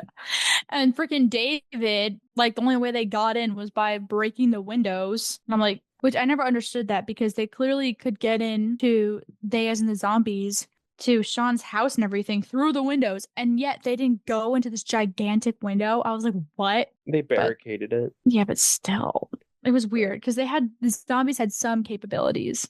I would say the graphic violence of David's death was really something compared to the other ones. Oh my God, you're actually so right. And it was actually very flawless. Like while it was going on, I was like, wait, like I actually thought that it looked like Diane or Liz, it looked like they were gonna shoot him to put him out of his misery. And I was like, okay, great. But then like she's like struggling in terms of Aaron Burr. I watched as methodically fiddle with the trigger. Yeah. Fiddling with the trigger. And then like suddenly I just see like red stuff and I was like, oh my God. Like that's the weirdest thing though, is that like he still looked alive while they were like pulling this guts out. Yeah, and then suddenly his just head was off. And you're telling me they couldn't get through the barricade. They just ripped his head off like so easily. Honestly, I thought I would have to look away and I didn't. So go me. But it did kind of look fake and that was fine though for that sort of situation. I was like, yeah, but why didn't they? Weird. Just weird. Sean having to kill his mom was sad. Yes, there actually was a sense, there was a sad thing. And I liked that she did get the bouquet that wasn't for her, but then was, well, long story short, flowers that he was forced because he didn't do it out of his own free will to get for his mother, ended up in the trash. And then she found them. And then she was just like, I think they're for me. Because they say like to a wonderful mom or whatever. Yeah. And I was just like, damn, like that's so sad. And then she like died and everything. Google was such a liar because Google didn't really confirm or deny it, but I thought that he would have succeeded in at least getting more than just him and her out. Google was like, he's going to try and get his family and friends out. I was like, yay, okay, he's going to succeed. So I at least thought that the mom would survive. Could. It was just interesting, but I didn't really like the mom anyway. She was in denial, and I was like, freaking die. What did you think about their game plan to get to the Winchester? Take car, go to Mum's, kill Phil, grab Liz, go to the Winchester, have a nice cold pint, and wait for all this to blow over. How's that for a slice of fried gold? Yeah, boy! Yeah. I thought that was funny as fuck. Guys, they were like talking about how he like liked Liz while zombies were invading. Sorry, I don't freaking care. I'm about to die. But also, that aside, David was so right. His mom was going to come back as a zombie. Sorry. Like, she was going to. At the same time, it's his mom. At the same time, I agree. And if I was David, I would pull the trigger. Because I didn't like how he shot his own mom. Also in the head. Yeah. Like, I would never want someone else should have, in my opinion. Like, I mean, I hopefully am never in that position of zombies having to shoot my own parents in the head. But like, I never want to do that, right? Like, if one of my now he'll have to say for the rest of his life that he shot his mom in the head, where he could have been like, David shot my mom in the head. You know what I mean? Even though his mom was his mom and everything, he still killed her. He believed that she was still there, even though she was a zombie, and then he did that. Whoa, that was a lot. Sorry. Yeah. Guys, I do not promote death. No one does. I know. I just wanted to say it because I feel like I was like, trigger happy, but I'm not, obviously. Yeah. Zombies actually are super scary as fuck. They were fun in this movie, even if they were scary, though. Mm-hmm. Mike, I have a question for you while we're talking about Halloween stuff still. What's up? Out of all of like the scary Halloween cliches, like characters that are brought about, like vampires, werewolves, zombies, ghosts, which are you like more scared of? Like if you came encounter with one, like real one, scariness.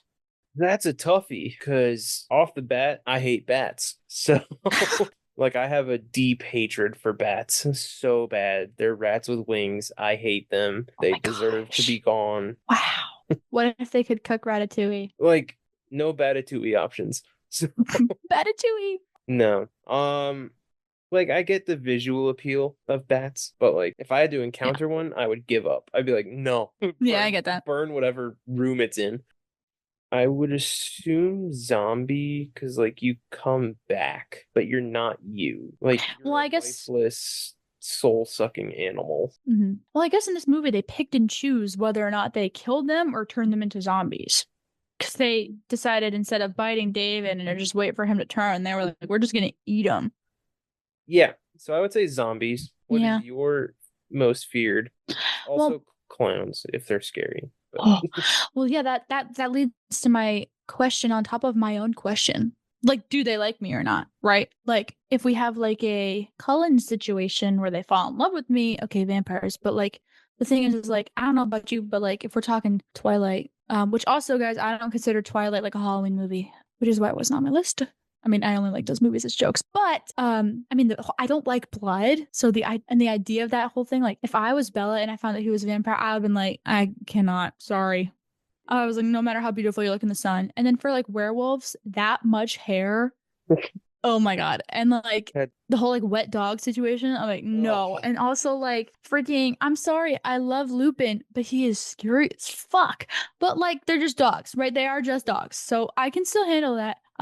Obviously clowns, if they're scary, that's probably number one, like an it moment. I can't even like think about that because that is crazy. I have to just remember that there is like a person in there like that. So that's the only reason why zombies are above that, because like I said earlier, that is scary. Especially when zombies are portrayed in different movies as like different things. Like they're either very fast, like in like the Maze Runner, like the whole flare thing makes them into zombies, but they can run and they don't basically die. And like that, absolutely not. But I think in like The Walking Dead, they're kind of better.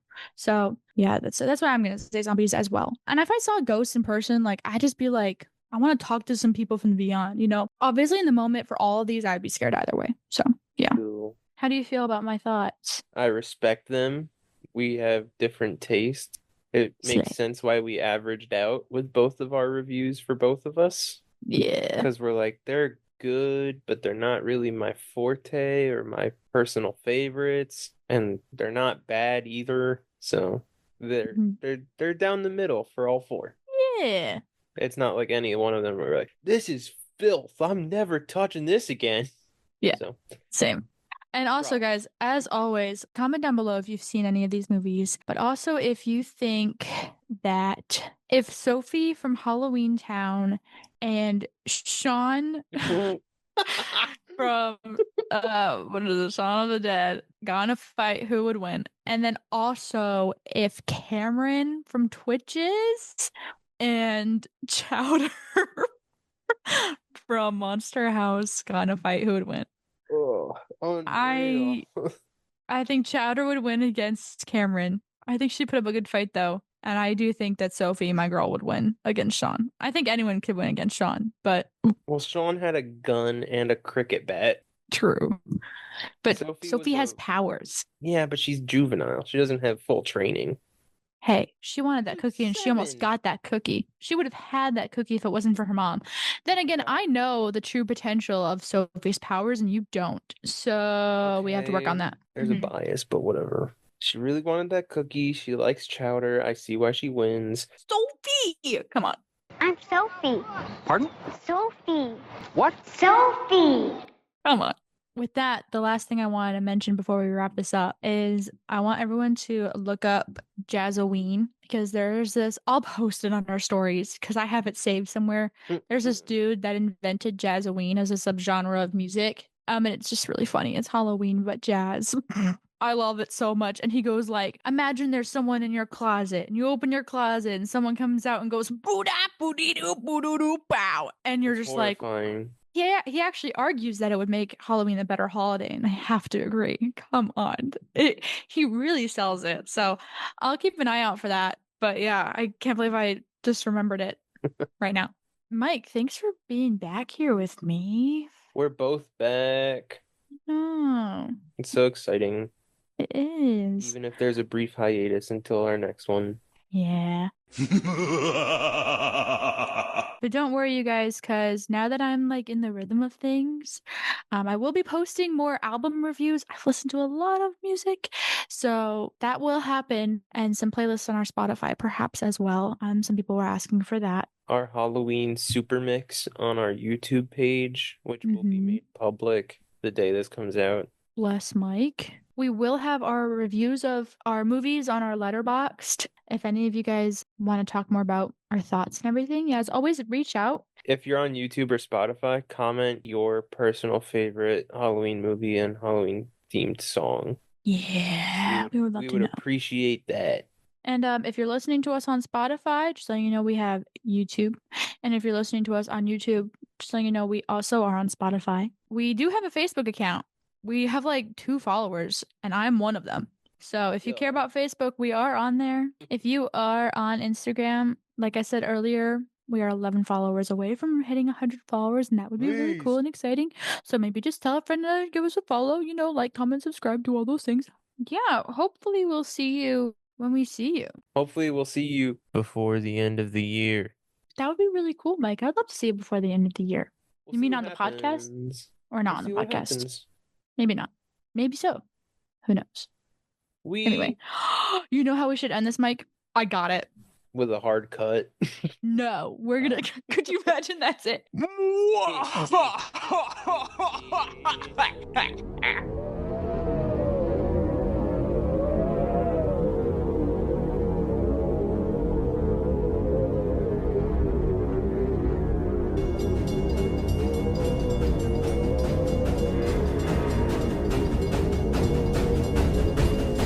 Well, you coming?